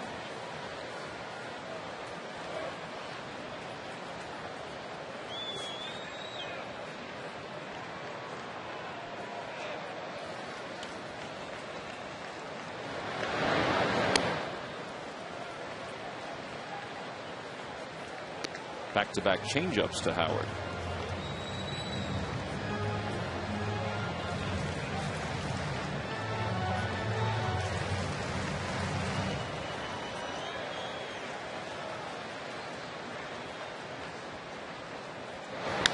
And he pulls that one foul, and it's 2-1, or excuse me, 1-2 to Ryan.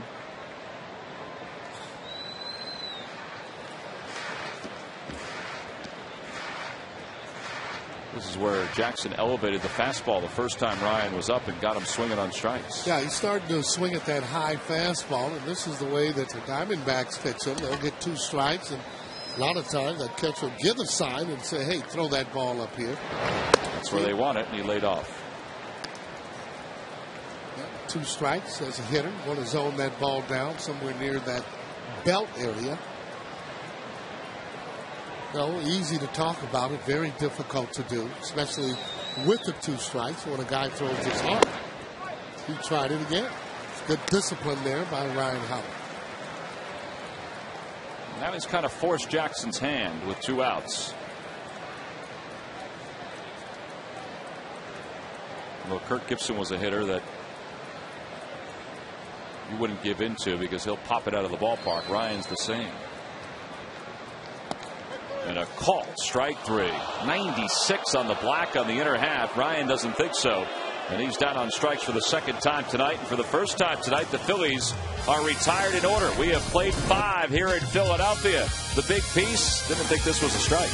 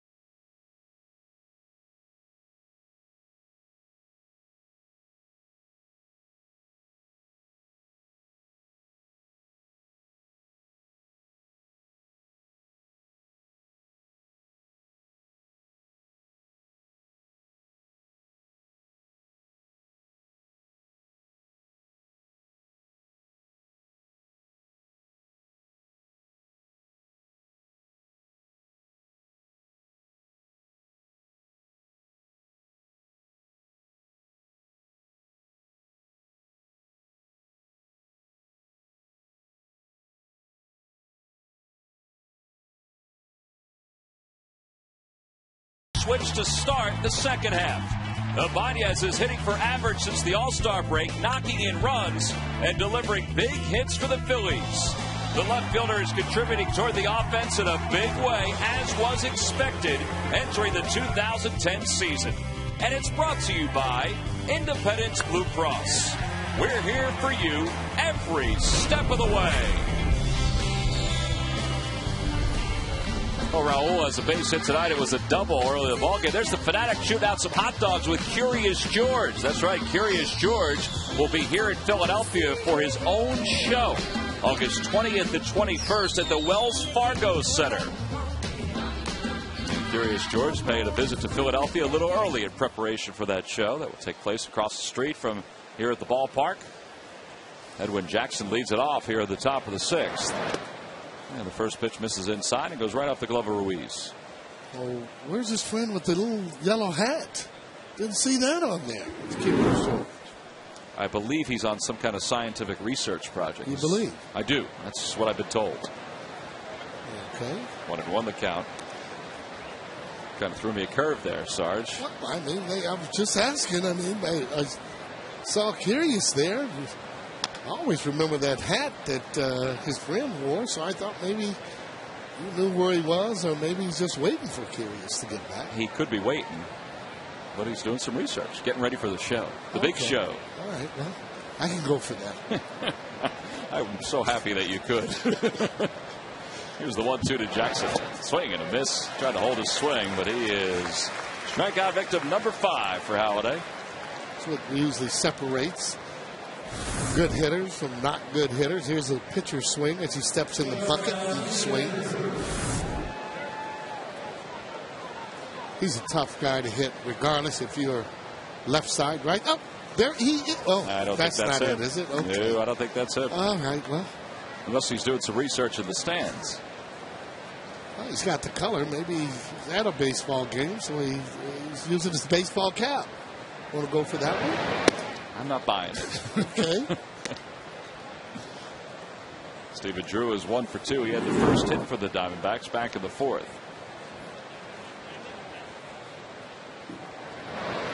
Back toward the middle. Valdez behind the bag. Nice play. Sets himself. Throws low. Dug out by Howard. Wow. That's a heck of a play all the way around, but Ryan Howard scooping it out of the dirt, helping out Wilson Valdez for out number 2. Well, I tell you, though, he coming across the bag and throwing that across his body gives you an indication of just how strong his arm is. That short hop, always easier to catch than that long hop, because all you have to do is just scoop it.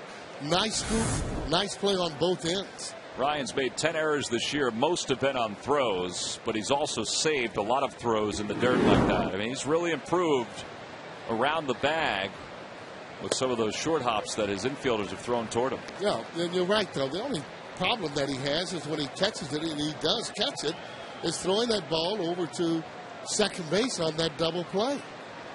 Foul ball, and it's 0-2 to Johnson. And on the other hand, if he doesn't have to think about it, he usually gives a great toss, meaning that he's just getting it and throwing it.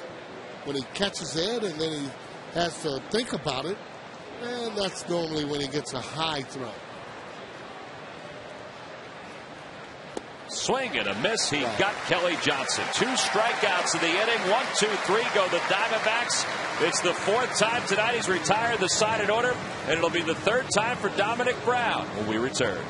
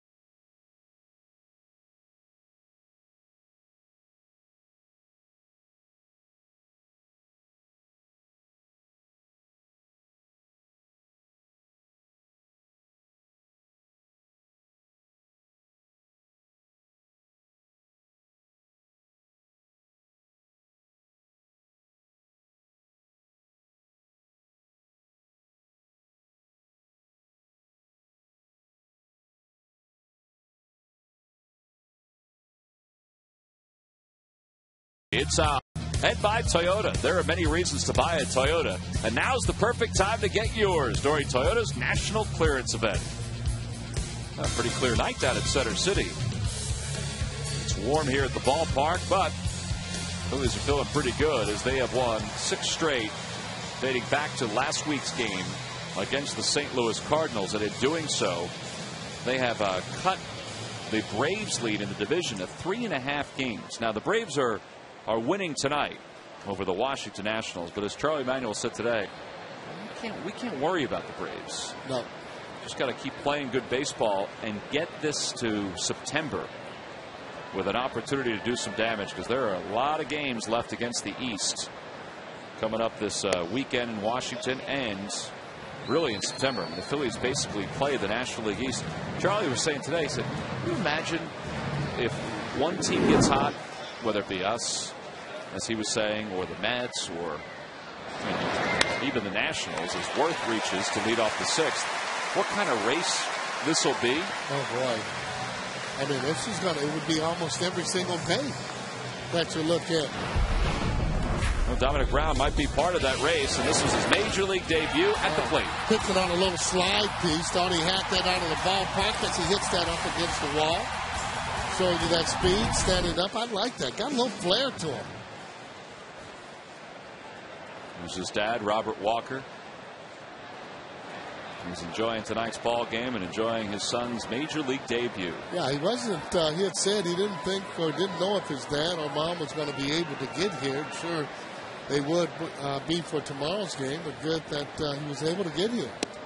Takes a fastball in tight. It's 1-0. Now, to be able to see your son first at bat in the major leagues and then smack a double, and not only that, just the electric fan base here and giving him a standing ovation. I'm sure his dad probably had little tears in his eyes.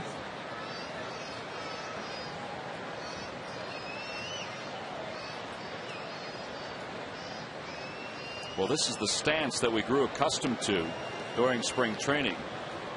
He was a little slow to get started offensively, but boy, did he pick it up. And I just remember that home run he hit against Justin Verlander that went way out of Bright House Field in Florida. Yeah, I remember that too, like it was yesterday. And he hit that ball so far, kind of stood up there at the plate to admire that a little bit. Next time he was going to be coming up against Verlander, didn't get a chance to hit. They took him out. And he acknowledged after the ball game that maybe he shouldn't have stared at it so much. Not with that particular guy throwing that hard. 1 ball and 1 strike the count to Brown.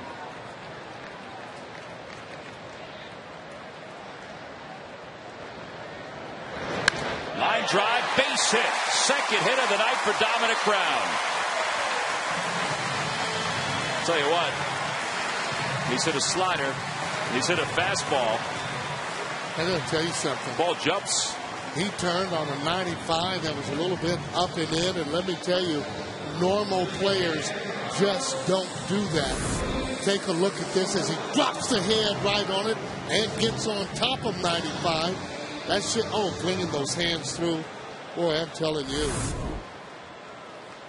that's looking pretty good. Well, he certainly has given this team a boost with Shane Victorino going on the disabled list earlier today. Here's Carlos Ruiz. He's hit the ball hard twice. He's grounded out to short, and he singled his first time up. Sounds strange, but you wonder if Jason Worth is going to put himself in motion and then put Dominic Brown in motion with nobody out here in the bottom of the 6th. Well, I'm sure Davey told him if he goes, you make sure that you're able to get there as opposed to just going because he goes. Both players have over average speed. Swing and a miss. 1-1 the count to Carlos.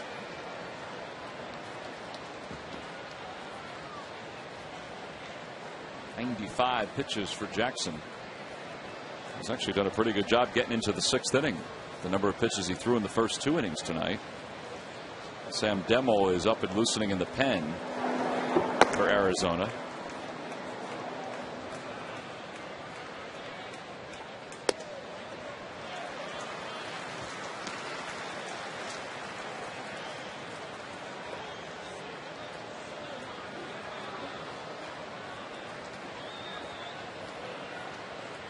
Worth leading off second. Brown leading off first.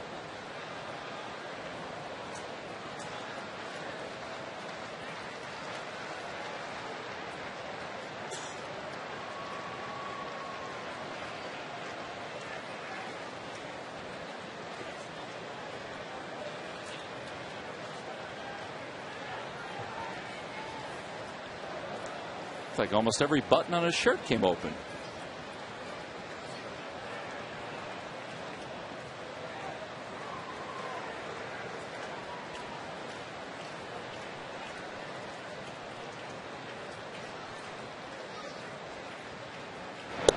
Breaking ball in there for strike 2. So it's 2 balls and 2 strikes to Carlos. Phillies scored 2 runs in the 2nd. They're looking for a little bit more here in the 6th.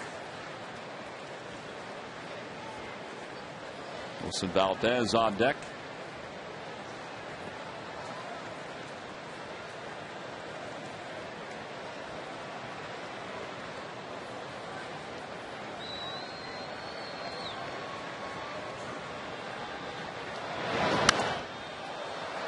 Carlos fouls off a 95-mile-an-hour fastball, and it remains 2 balls and 2 strikes.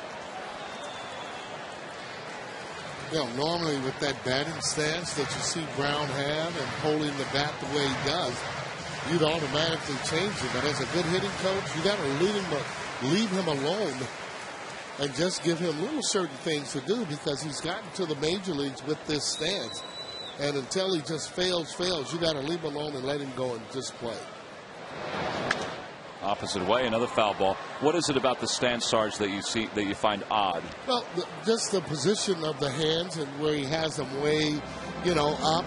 And again, you can get away with that when you're young and you're really, really strong like that. Yep. And looking at him, he seems to get to that hitting position and getting his load going and getting on top of 95, being able to hit a low slider like that.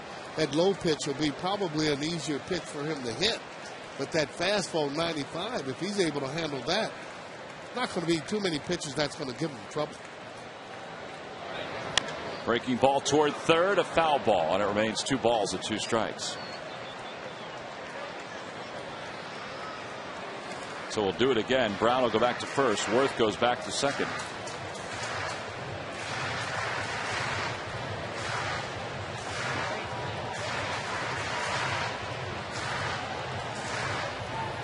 Under pitches now for Edwin Jackson.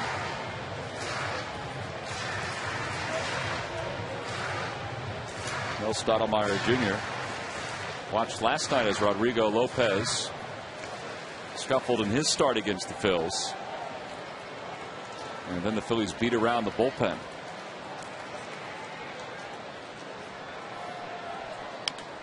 Another foul ball. Boy, Ruiz is seeing some foul balls here.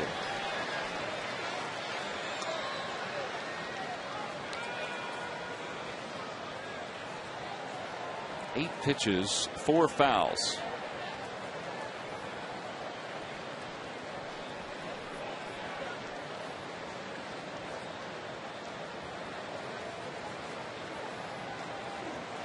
Well, you know, the pitchers, too, they have that uniform that's a little bit loose so that they can just be able to throw the ball. And usually the players have their uniforms a little tighter. Up high, 3-2. Great time to take that high fastball. And Jackson has been testing a lot of hitters on that fastball and see whether or not they're going to run or not. They're pretty aggressive, and I'd like to see him running right now. We got that lead that they have 2-0. If he hits it on the ground, usually you'll stay out of that double play. The only problem they always worry about is if they're running and nobody out there can hit into a triple play. Well, that's just the way it has to be. You want to be able to be aggressive, though, for me. Plus, you got 2 guys that run very well on the base paths. You might be able to get something happening. Yeah, he's going to have to do something with those buttons. He's kind of having a difficult time. Maybe needs them a little bit larger. 3-2 the count to Ruiz. And the pickoff play. And Jason dives back without a throw.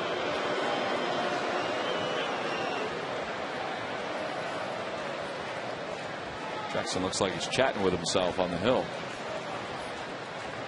Kirk Gibson, who took over for A.J. Hinch first week of July. The runners lead off. 3-2 the count to Ruiz with nobody out. They don't go. And that ball is pulled inside the third base bag down the left field line. Worth's going to score. Let's watch Dominic Brown run. He's around third. He's going to score easily. It's a 2-run double for Carlos Ruiz. It's 4-0 Phils.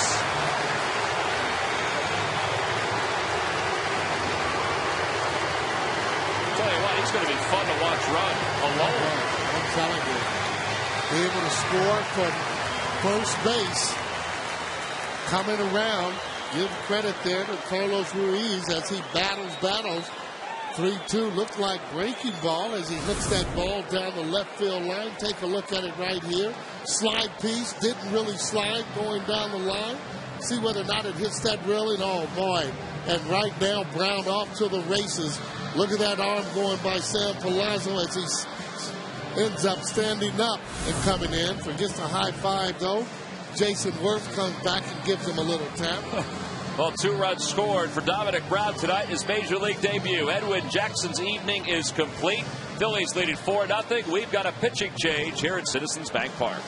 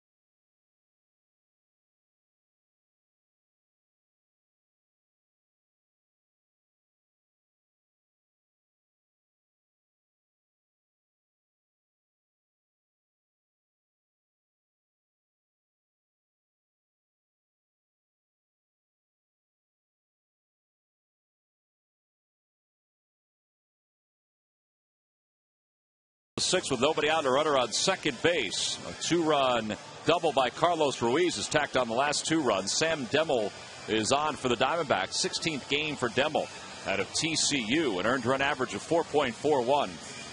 And he will face Wilson Valdez and then Roy Halladay. 8-9 before they head back to the top of the order. Phillies have scored 4 runs for the 6th consecutive game. It's the first time this year they've scored 4 runs in 6 straight games. The high water mark was 5 games where they scored 4 runs or more. You know, that was the first 5 games of the year. Unbelievable. Well, and one of the reasons why, too, that they're in second place is because of the hitting. They've been getting fine starting pitching for me. You know, like I said before, every now and then you got to win a ball game. 9-6, 8-7. It's a little bender. You know, and over the years, too, the Phillies have always had teams that could hit the ball, be able to score some runs. That was a pretty long drought, not being able to hit collectively. Guys are in a slump. They had a similar drought a couple of years ago, but it was, remember that, Sarge? But it was more toward the beginning of the second half of the year. Yeah. After they scored those 20 runs against the Cardinals, they really started to struggle offensively after that. After that, they did. I just didn't remember so many of them. That's true. It wasn't as many. No, it wasn't as many. That slump. 0-2 the count to Valdez. And he rolls it toward the middle. That'll get Ruiz over to third. And 1 out. See, you don't even have to be a fast base runner to be able to read the ball that's going up the middle. Again, the rule of thumb, if it's right at you, you can get there in front of you. And obviously to your left. Any ball hit to your left, that's your cue to go to third base. If it's hit on the right side, that's your cue to stay put there at second base.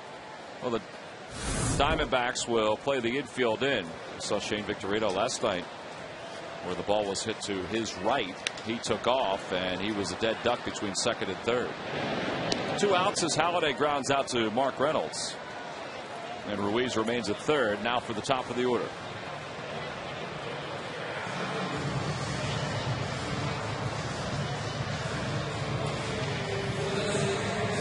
Well, how about this line for Dominic Brown in his major league debut? Double, single, RBI, couple runs scored. Yeah, that's coming in and contributing right away. You know, there's that kind of a spark that you can have right now that can really take your team right on up. I mean, that enthusiasm, some young legs, you know, just a different type of player. That can become contagious. Hitting has been, and good thing, though, that they were winning some games before he got here because it has a tendency to put a little pressure on you when you come if the team was, say, 0-6. Ryan Howard was talking about that today, and Ryan said that, you know, this clubhouse, meaning the Phillies clubhouse, and you and I talk about this at length, over the last few years, it is a good clubhouse where every newcomer, all they ask you to do is just do what you can. Yeah. Oh, yeah, they don't put the blame on one individual, whether or not it's a pitcher or a player. Slowly hit back toward the middle. That's going to leak into center field, a base hit. Ruiz scores from third. It's an RBI base hit for Polanco. 5-0 Phillies.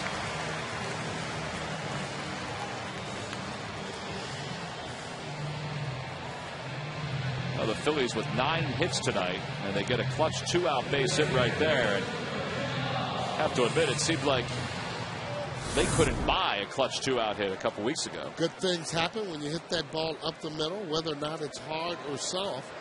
You got a good chance of getting a hit as long as that pitcher doesn't knock the ball down. Well, here's Dobbs.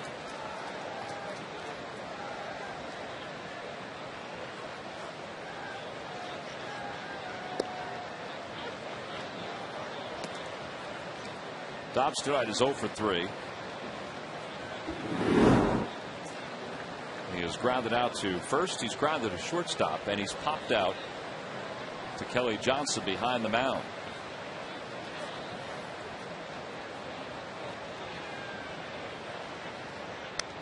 And it's 0-2.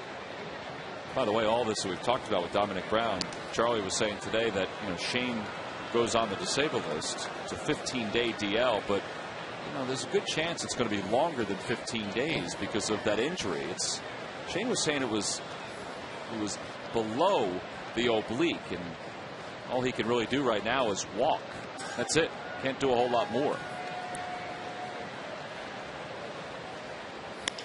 Toward first, and Adam LaRoche is there. The side is retired. But the Phillies score 3 more runs. They do so with 4 hits, a couple of clutch hits by Ruiz and Polanco. That'll take us to the 7th.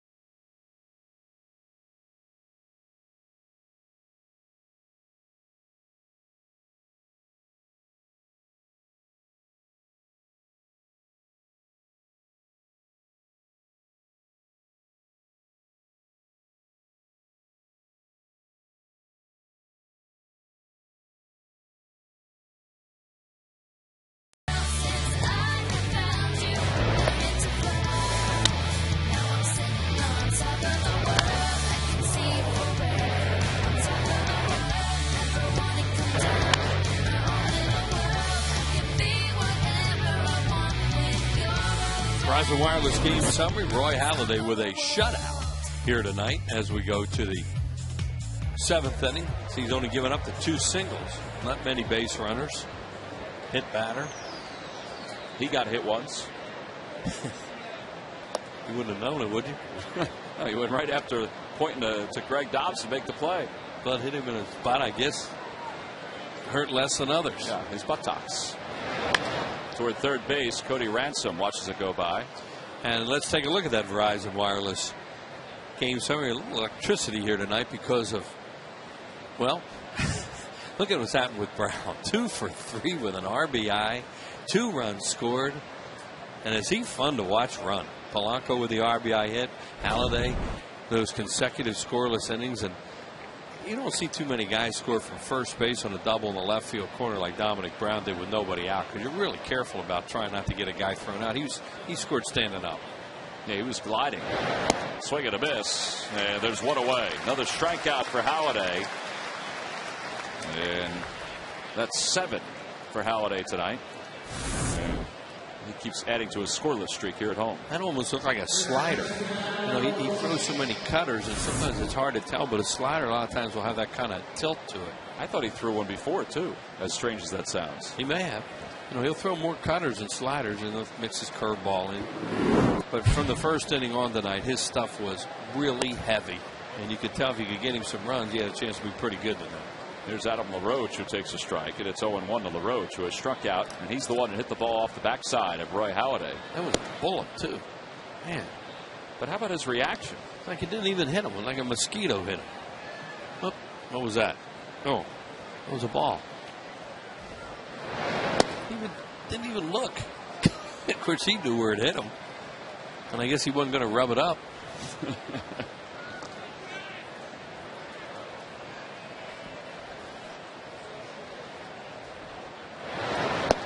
On the inside corner. That one cut right there at the knees, and it's 2-2.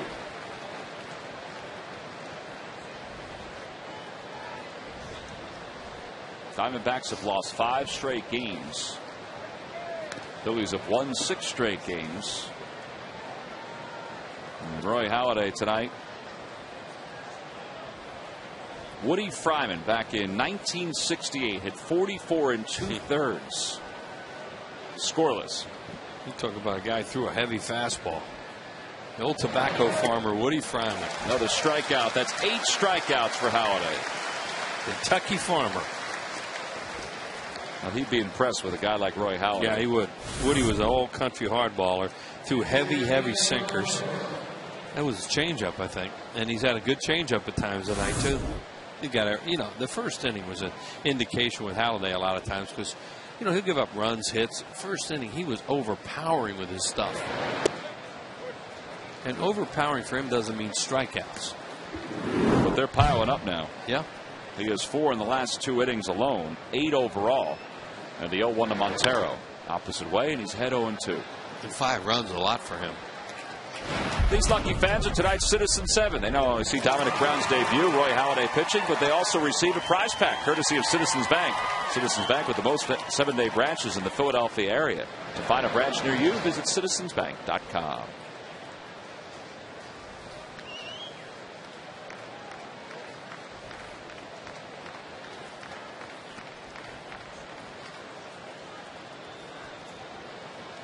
Jay Happ, Joe Blanton, part of the audience watching tonight.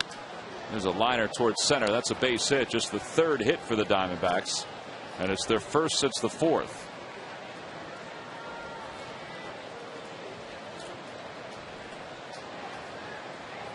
The other thing that what Halladay has done tonight, he has done all of this.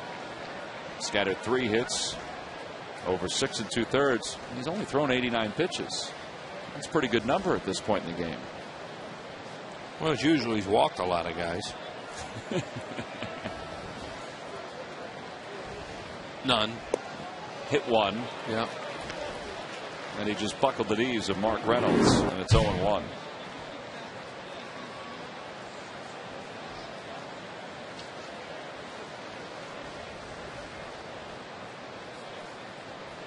Outside, 1 ball and 1 strike.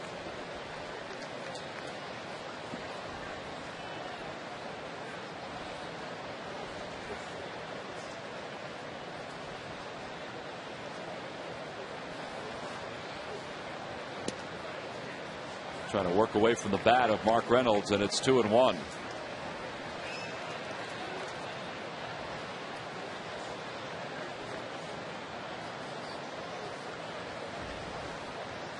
Well, Reynolds, you can really pitch to him. The guy has a lot of holes, obviously, when you strike out this much.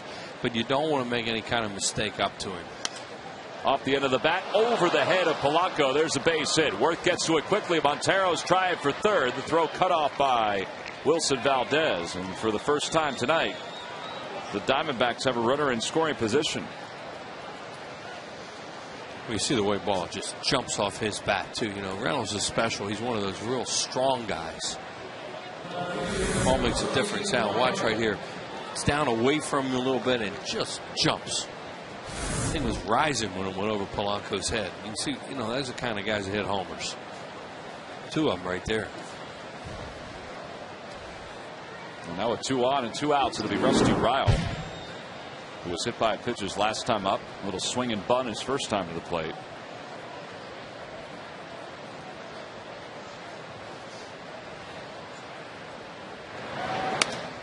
And he lofts it to center field. Jason Worth comes on. He's under it. Makes the catch. The scoreless streak here at home for Roy Halladay stands at 32 consecutive innings. No runs, 2 hits, 2 men left. It's time to stretch your legs here at Citizens Bank Park.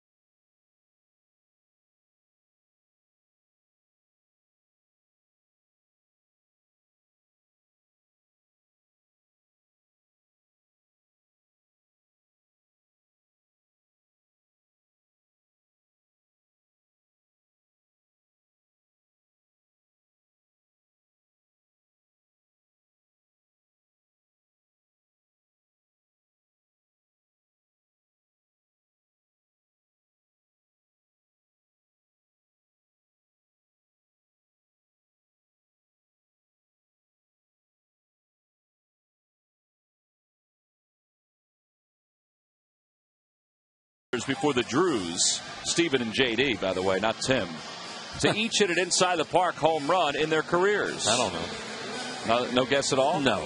Phillies do have a connection here with this. Go ahead. Give me a hint. Well,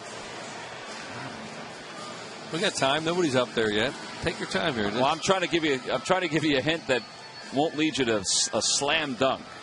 Mm-hmm. And I can't. Actually, I will say this. Both of these guys were part of the Phillies organization. One did it while with the Phillies. I have no idea. And here's a hint. You have any idea? No. Come on. Come on, let me see. All right. There you go. The Bells. George at 84 with Toronto, and Juan in 92 with the Phillies. No. Did you know they were brothers? Yeah, but Juan Bell hit a inside the park home run. Yeah. I think he ever made contact. Well, he did at least one time. Log back on to Phillies.com to find out if you're a winner of a Phillies prize pack. Thanks for playing Dodge Double. Yeah, they were brothers. Yeah.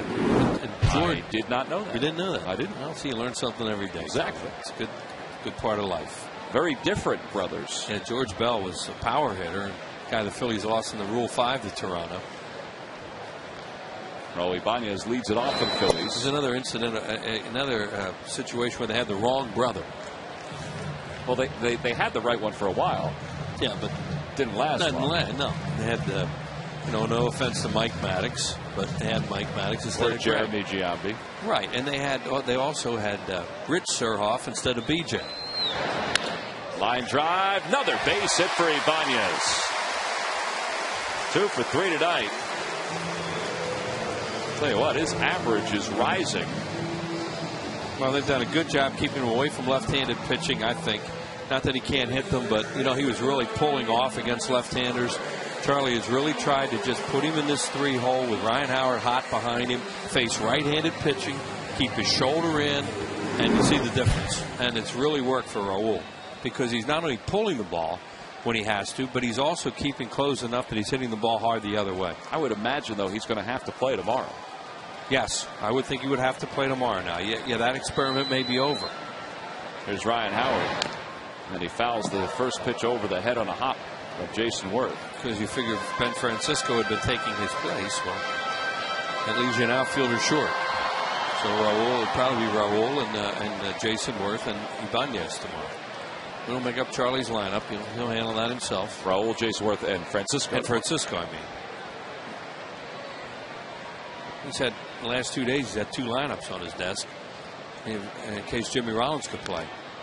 Off the foot of Ryan Howard. It's 0-2. I asked him today, I said, so where are you going to bat Dominic Brown? He said, I think 6th in both of my lineups. Both of his lineups, yeah. You got them side by side sitting on his desk. It's funny when you walk in and see them sitting there. I said, well, when are you going to post your lineup? He said, when I find out who I got who can play.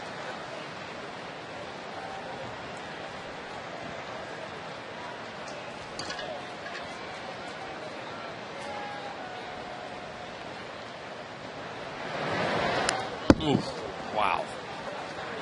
Big time swing. He will not get that fastball again. On the Toyota Major League scoreboard, the Astros have upended the Cubs 8-1. Hunter Pence, double, 2 RBIs, a run scored. Well, you talk about just missing. Look at this. Oh, straight back. He's hitting the Ryan Howard's reaction. Because he knows, well, the odds are he won't get that again. He'll get a breaking ball now. And he does get an off-speed pitch, and it's 1-2. Hardly any catcher will ever call that fastball again after a guy fouls one straight back like that. They almost always go off speed.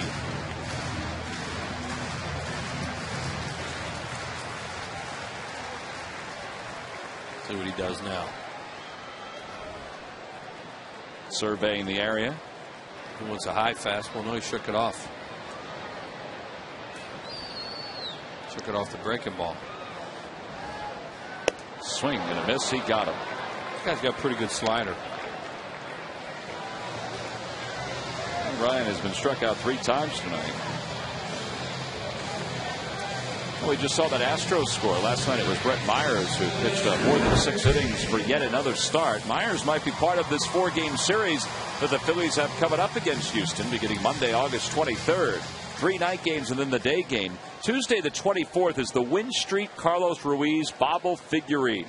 That is a great giveaway for all fans. Get your tickets now by logging on to Phillies.com. I think Brett will be amped. If he's in that series, well, even if he's not in that series, he's going to be amped. There's Jason Worth. He's had a good year. Yep. And he has been very durable for the Astros. And I was watching some of that game yesterday, and his fastball was hitting 93, 94. Yeah, and that's a right-handed hitting lineup set up for him, too, with his breaking stuff. Cubs with all those right-handed hitters. Phillies are a little bit different team. By the way, Juan Bell hit that inside the Parker. September 24th, 92 against the Cubs at the Vet. He had 10 career homers. He was a switch hitter, whereas George's brother was a right-handed hitter. And his home runs usually went way out of the ballpark. Way out. Well, the Phillies were struggling with that position with Bell in 93, and they brought Kevin Stocker up, and that solidified everything. Took him to the World Series.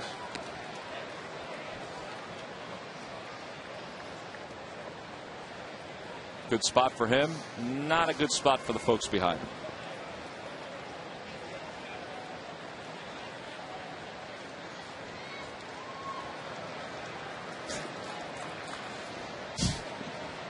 That's intense. In a very cartoon-like way.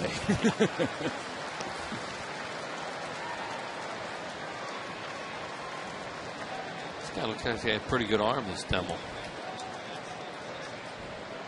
He's a horned frog, you know? Yeah, I saw that. TCU.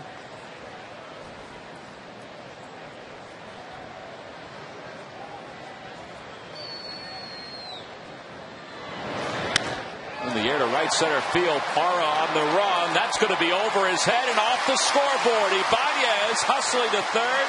He'll be held up there. And the Phillies have runners on second and third with one away for Dominic Brown. How about 3 hits tonight for Jason Worth? You don't think he's stirred? How about 2 of them to right and right center? Both right-handers.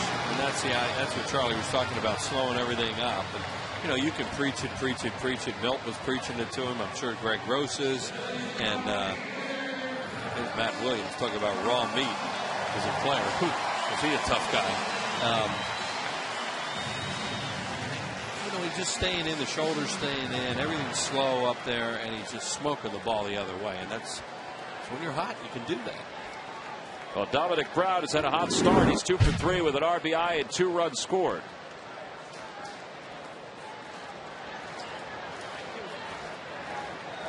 The infield is in with runners on second and third and 1 out.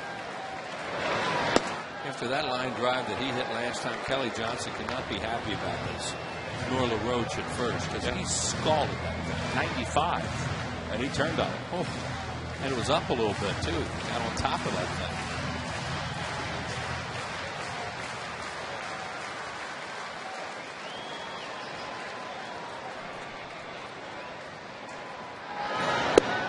thing. Takes a fastball for strike. It's 1 ball and 1 strike to him. Dominic Brown was a 20th round selection in 2006 by the Phillies. Part of the reason for that was that, you know, a lot of teams thought he was going to play football in college. Go to Miami. Out of the state of Georgia. And he's born in Zephyr Hills, Florida. In the air to right center field. That's pretty well hit. That should at least get the run home. Parr into the alleyway. Makes the catch. Ibanez tags from third. The throw goes to third. The Phillies tack on another one. 2 RBIs tonight for Brown.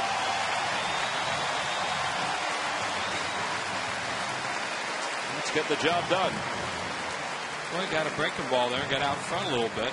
Or he really driven that. There's his dad. Zephyr Hills, Florida, not far from the Tampa Bay area. There's that slider out over the plate a little bit, and he makes an out, but gets a run in and gets another runner to third base. A very productive out for Brown. Well, the fans have enjoyed this night watching him make his major league debut. Here's Ruiz, who has 2 hits tonight and 2 RBIs. It's Charlie, you know, what he really liked about him, because he would, you know, from spring training on, he would talk nice things about him. And he really hadn't seen him all that much. He said he thinks he has tremendous hand-eye coordination, which you don't teach, and will make him into a player that won't be a big strikeout guy. And that's what he thinks is going to happen with him. The other thing he said he likes is that he has charisma. Well, he loves guys with personality. I just like to hear him say the word charisma. Does it come out that way? Yes, it does. And he has a big smile on his face when he says it. But yeah, and personality is another word he uses a lot. He really likes that in players. Little low, 2-1 the count to Ruiz. 6-0 Phillies. They have banged out 11 hits.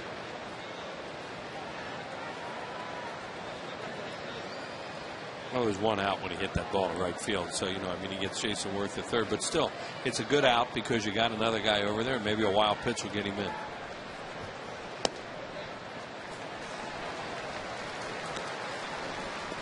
Well, Carlos had a great at bat his last time out, didn't he?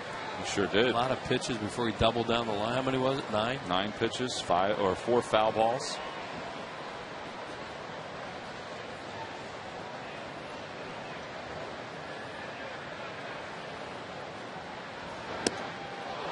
He went chasing there, and it's 3-2. Nice those cutters, sliders, fastball.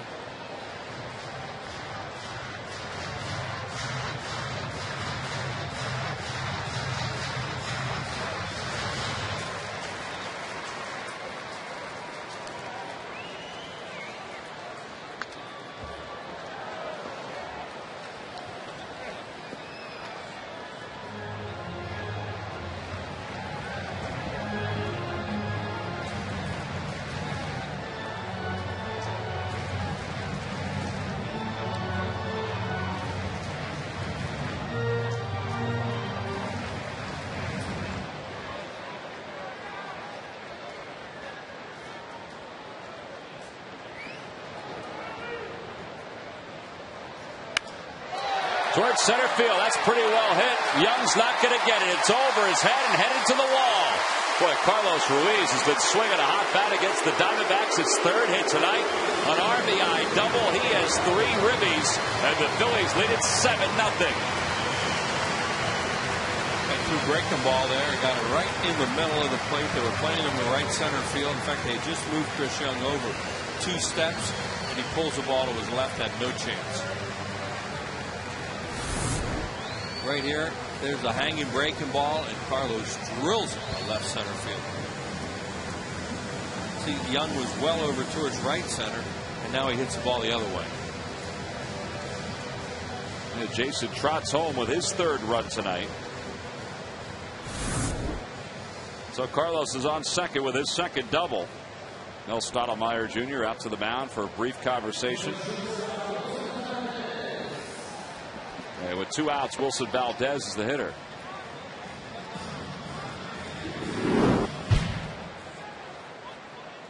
I'm going to walk him intentionally to face Roy Halladay.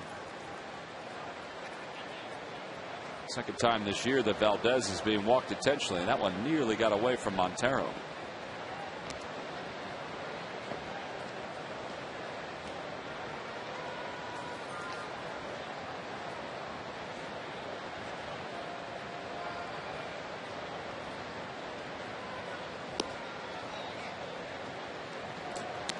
Roy Halladay has not gotten a whole lot of run support throughout the course of the season. It's been sporadic. He joked during spring training, and after his first couple starts, the Phillies had scored some runs for him. They won 11-1 in his first start. He said, yeah, this is what I had heard it would be like. They got 8 runs back on the 16th of April for him, and then 10 runs on the 1st of May, 7 on the 6th of May. But after that, well, they haven't put a whole lot of runs up for him. There was a 9-run game back on the 25th against his former team. But this is more like it. At least that's what he's probably thinking. Well, you don't have to, you know, he grinds anyway, but you don't have to really grind as much on every pitch. You can make a mistake once in a while. The way that things were going in games that he was pitching, he couldn't afford a mistake. So Halladay will bat with runners on 1st and 2nd. 2 runs have scored here in the inning. And he flips it foul on its 0-1.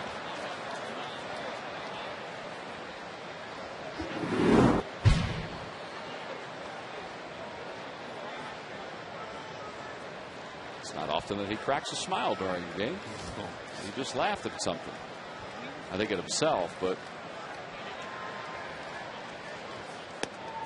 0-2 the count. Teammates in the dugout probably went, huh? What was that all about?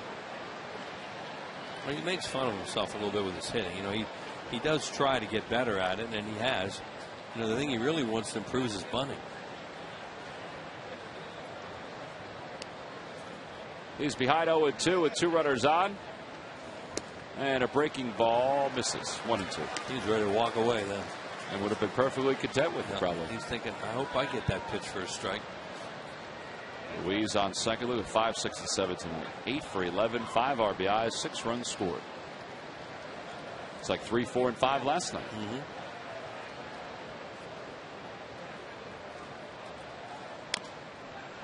Roller up the third base line. That'll trickle foul.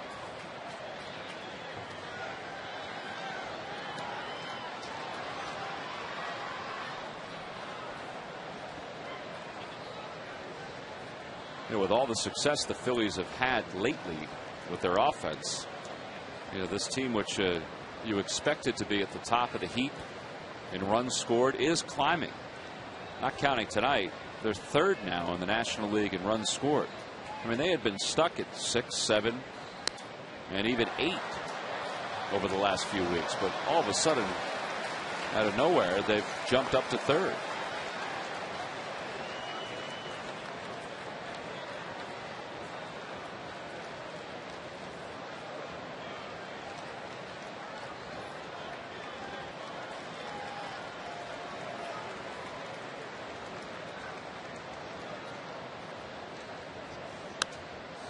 Fouling off another one. Nice catch by a fan up here in the Hall of Fame club. Right through the hands of everybody else. There's Cole Hamels, who got the no decision last night.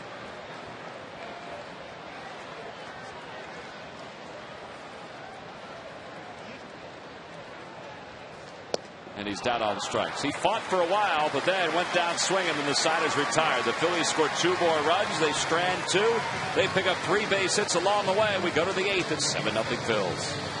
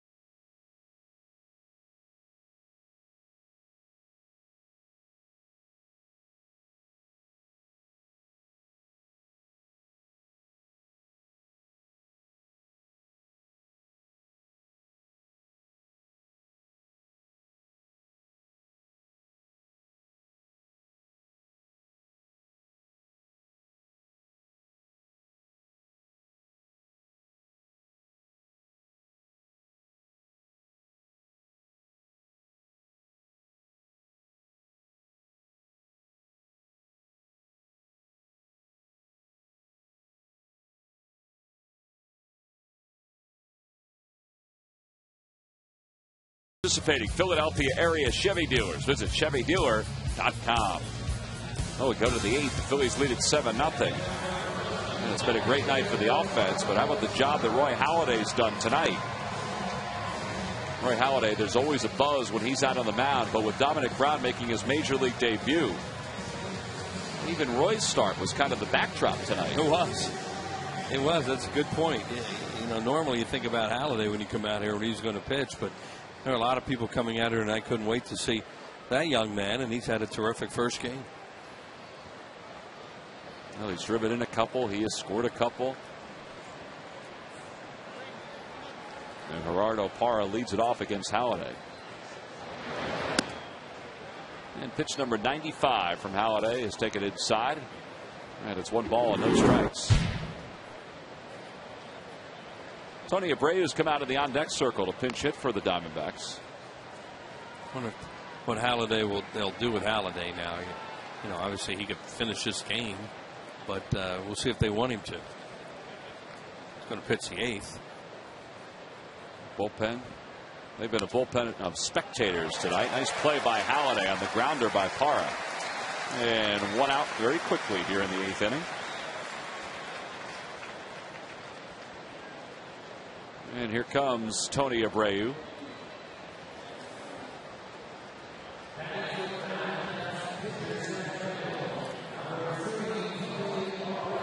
Abreu pinch hit in last night's game. 230 overall, no homers and 7 runs batted in. A couple of things to note about Roy Halladay. A win tonight, it would be his 160th of his career.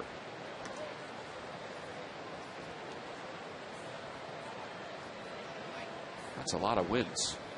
Yeah, you get the feeling there'll be 260. At least. Mm-hmm.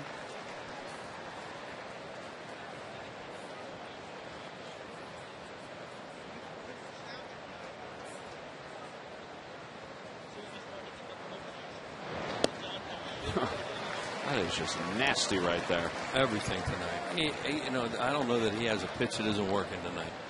And, you know, there aren't many nights pitchers can go out there and say that. 1-2 the count to Abreu. And he's down on strikes. He got him inside. And that is the 9th strikeout for Halladay. What a night it's been for Roy Halladay. As Tom said, 9 strikeouts for Roy Halladay tonight. That cutter right there. He's used his changeup to get strikeouts. That ball that hit him on the backside, and then they threw him out, and then another changeup. There's a curveball for a strikeout. He is. What are you going to say? I mean, you know, he's just giving up some singles here tonight, and nobody scores on him in this ballpark. Stephen Drew takes a pitch for a strike. He's Halladay tonight, 9 strikeouts over 7 2/3. He has gone 32 2/3 innings without allowing a run. No walks tonight. The only batter that reached, aside from the 4 hits, was the hit batter. That's it. Yep. One time they had 2 men on last inning. And one time they had a runner in scoring position. In the air to right field, Dominic Brown over and in, and the side is retired in order. Halladay gets through 8 innings with 104 pitches. 33 consecutive scoreless innings for Halladay. They'll take a 7-0 lead into the bottom of the 8th.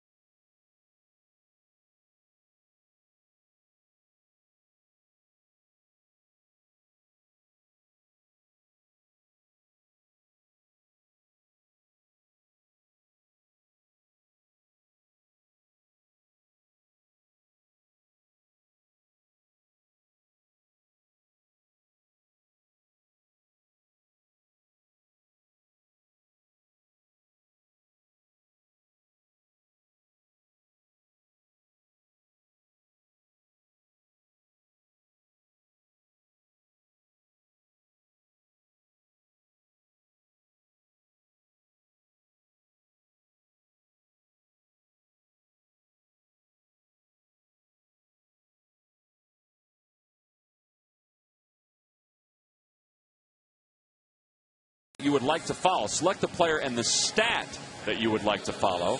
Pick your pledge increment. Choose where the money will go from 4 Phillies charities. Supporting Phillies charities has never been easier. See the community section at Phillies.com for details. This is one of the guys that you could select now, Dominic Brown, and he's getting everybody involved in this celebration tonight. You want to be part of my Major League debut? Here you go, buddy. Juan Gutierrez, the new pitcher for the Diamondbacks, will come into his 38th game. No wins, 5 losses, a 6.94 earned run average. And Gutierrez will face the top of the Phillies order.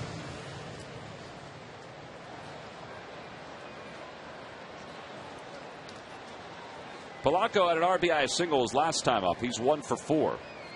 And at the time, that was the pretty big hit because it tacked on another run, the 5th run of the game for the Phillies. They've since added 2 more. And there was nobody up in the bullpen. That's an indication that this is going to be Roy Halladay's game to finish. I was thinking about it, Wheels. If Jimmy's not back tomorrow, Jimmy Rollins, it's conceivable that Polanco remains in this leadoff spot. I mean, they don't really have a whole lot of other options. Right.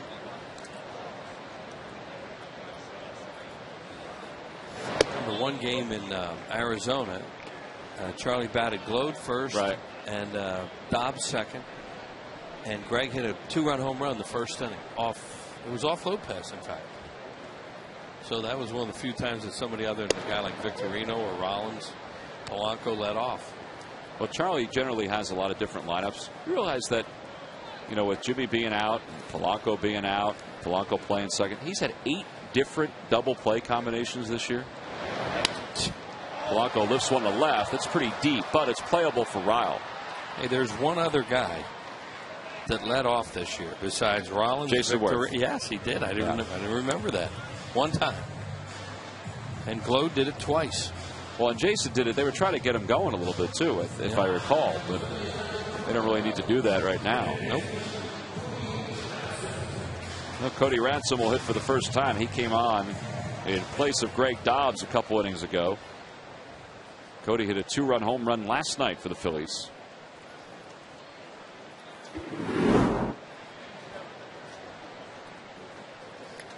And he fouls the first pitch back, and it's 0-1. Now, as far as Major League debuts go, this is going to be one that Dominic Brown is going to remember. I mean, you remember your first hit anyway, but he's made an impact in his first night. I think Willie Mays went 0 for 20 something. 0 for 24. Is that what it was? His number. Yeah. And Leo DeRocher, the manager, said, "You're going to play. So just keep on going out there." Part of that was in Philadelphia, Connie Mack Stadium, where he's in that 0 for. He came out of it. He was all right. And he's had a good night his first game. Ransom pops it up right side of the infield. Kelly Johnson makes the call and the catch, and there are 2 outs.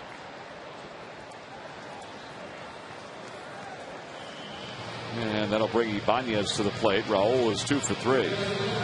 These teams will finish off this series tomorrow tomorrow night, I should say. It'll be Joe Saunders. There's Joe, who at one time was drafted by the Phillies and did not sign. Acquired earlier this week by the Diamondbacks from the Angels. He'll be opposed by Kyle Kendrick tomorrow. Saunders was having somewhat of a down year for him with the LA Angels of Anaheim. He pitched a really good game here a few years ago when the Angels came here and swept the Phillies.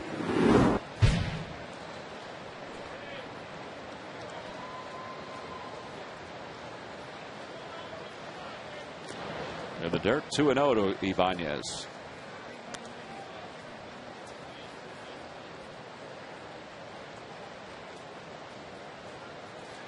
How about Raul's got his average to 263. May not seem like a whole lot, but for him, in the way he was swinging earlier, that's pretty good to get it up this high. And you figure that the other numbers will start to follow suit as he continues to get his stroke back. The home runs, I mean, that's still low, but he's driving the ball now and hitting the ball hard. And he was taken all the way, and it's 3-1. Yeah, you don't swing 3-0 when you're winning 7-0.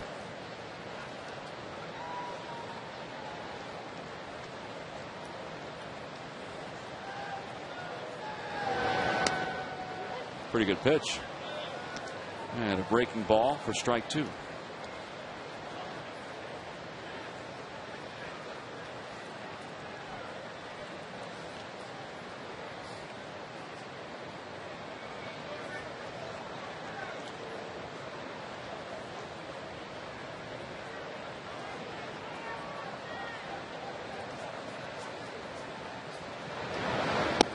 And he lays off, ball 4, second walk of the night for Ibanez.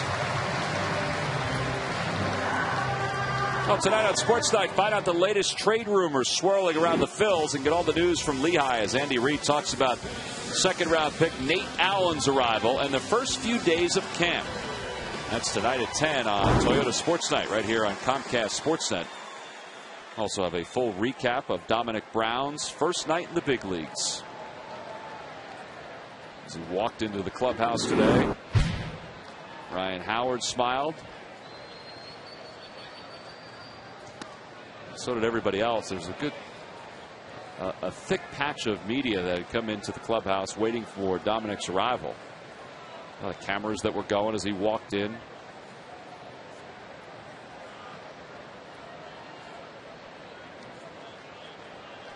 I wonder how fast this day's gone by in his mind. Or maybe how slow. I figure he wants to get up there one more time and get a hack. Yeah, the way things are going tonight, why not?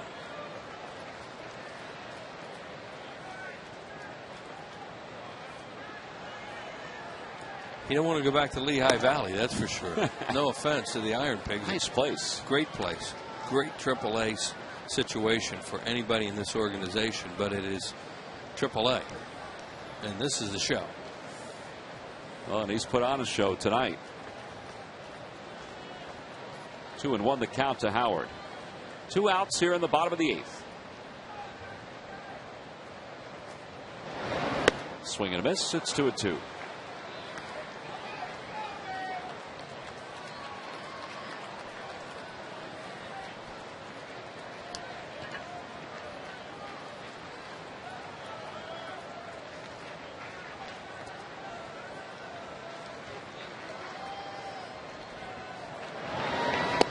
A breaking ball and a call. Strike 3. 4 strikeouts tonight for Ryan Howard. 2 looking, 2 swinging. And the side is retired. Now the storyline changes. We go to the 9th, and Roy Halladay is coming out to try to finish off a complete game.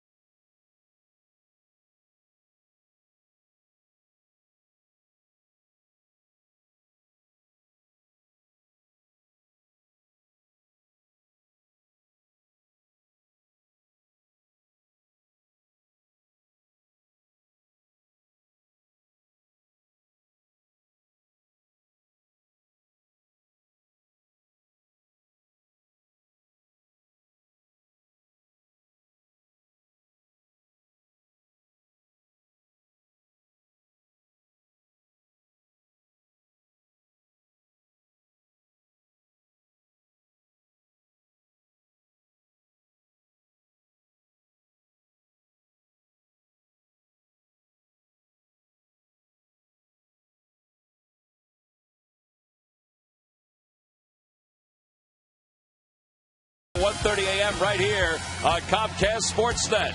And Phillies coverage on Comcast Sportsnet continues tomorrow night as the final game of this 3-game series unfolds. Coverage begins with Phillies pregame live tomorrow at 6:30 right here on Comcast Sportsnet. Roy Halladay is out to finish what he started. On a night when Dominic Brown made his major league debut, Halladay will start the ninth. He's allowed 4 hits, 5 base runners overall.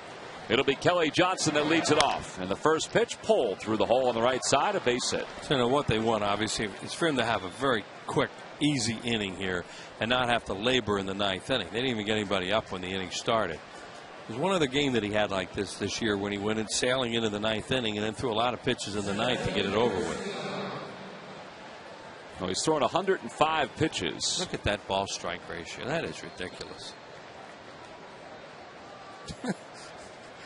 That's different.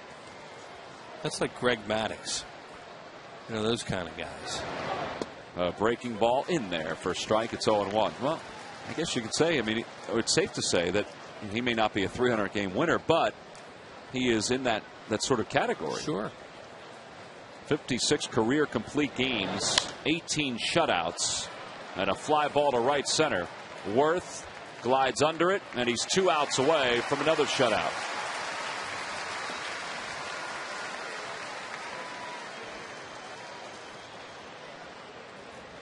So 1 away as Young is retired. Here comes Adam LaRoche. Halladay completes this ball game. Then it would be his second complete game of the month. But it would be the 3rd time he's thrown at least 9 innings in the month of July. He had that no decision against the Reds in which he threw 9 innings on the 10th of July. Yeah, guys throwing a perfect game at him that night. Yep. Want to know the count to LaRoche, who he's gotten twice on strikes. LaRoche is 0 for 3.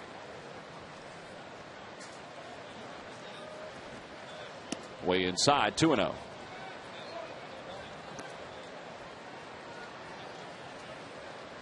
His 7 complete games already this year is the most in the league. His 3 shutouts, the most. There's a liner toward right. Brown over into the alleyway, makes the catch on a ball that was sinking from the time it left Adam LaRoche's bat. And there are 2 outs. Yeah, he hasn't had to do much in the outfield. He had 2 fly balls, lazy fly balls. And now this screamer right here, that ball had to be in the lights too. Good play. Well, this crowd of 45,000 coming to their feet as they've come to town tonight to watch the debut of Dominic Brown, but possibly another complete game shutout from Roy Halladay.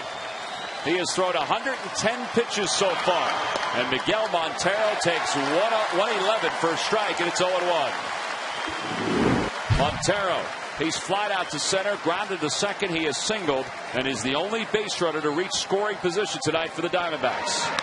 On the hand, soft liner toward right. Here comes Brown. He dives, and it goes right on by him.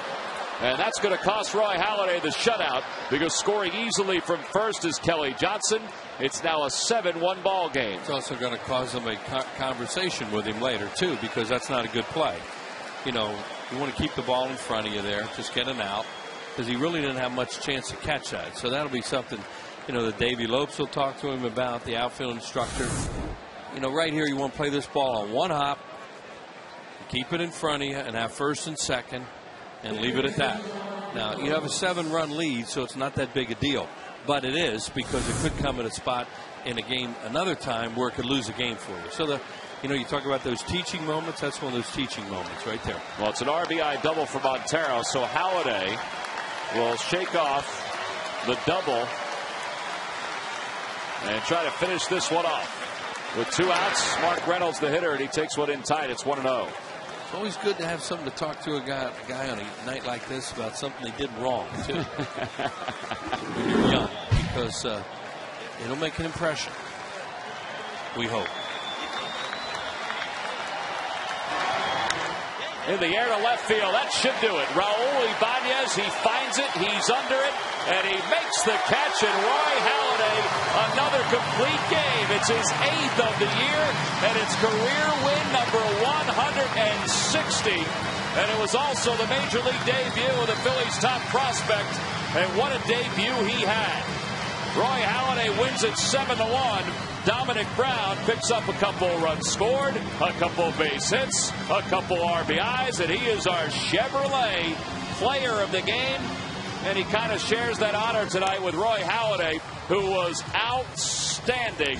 Halladay took a shutout into the 9th inning, and he also took a scoreless streak of 33 innings into the 9th inning. It ended with a run here in the 9th. Halladay, 9 innings, 6 hits, 1 run, no walks, 9 strikeouts. I watched him when that ball was headed out to left field for the last out, and he gave one of those head bobs of his, like he's mad at himself. You know, he didn't pitch a shutout. That guy is amazing. What a perfectionist. And, you know, with a better play in right field there, he pitches a shutout. Last Phillies starter to have 8 complete games in his first 22 starts. Kurt Schilling back in 1999. Boy, he is impressive. 12 wins now for Roy Halladay. The Phillies win it 7-1. As we said, he kind of shares the honors of being the Chevrolet player of the ballgame with Dominic Brown. No walks, 9 strikeouts. Finally gave up that run in the 9th inning on a couple of hits. And he had everything going tonight. His cutter, his rebound shot right there, his changeup, curveball, sinker. That was a changeup. High fastball for the final out. What a great job again by Roy Halladay. No walks tonight for Roy Halladay. What a night here at Citizens Bank Park. A Halladay complete game, a Dominic Brown debut, and an interview with Sarge. Sarge, take it away. Hey, guys, thanks a lot there, Dominic. This just takes me back from coming right through the clubhouse and then coming on the field and then that standing ovation before you go out on the field to perform. Man, it was overwhelming, Sarge. I actually met you at the door, as you know. You took me in, and, you know, ever since then it's been a dream come true. But it's just the first step, just day one. We're going to try to carry it on until tomorrow and get another win. Now, I understand you're a good breaking ball hitter. You hit a slider off the wall. Thought maybe you might have got it, but then you got on top of 95. Very impressive for me. Thanks, Sarge. Actually, I seen that second at bat. He was trying to come in on me and got me to roll over. Couple of good pitches.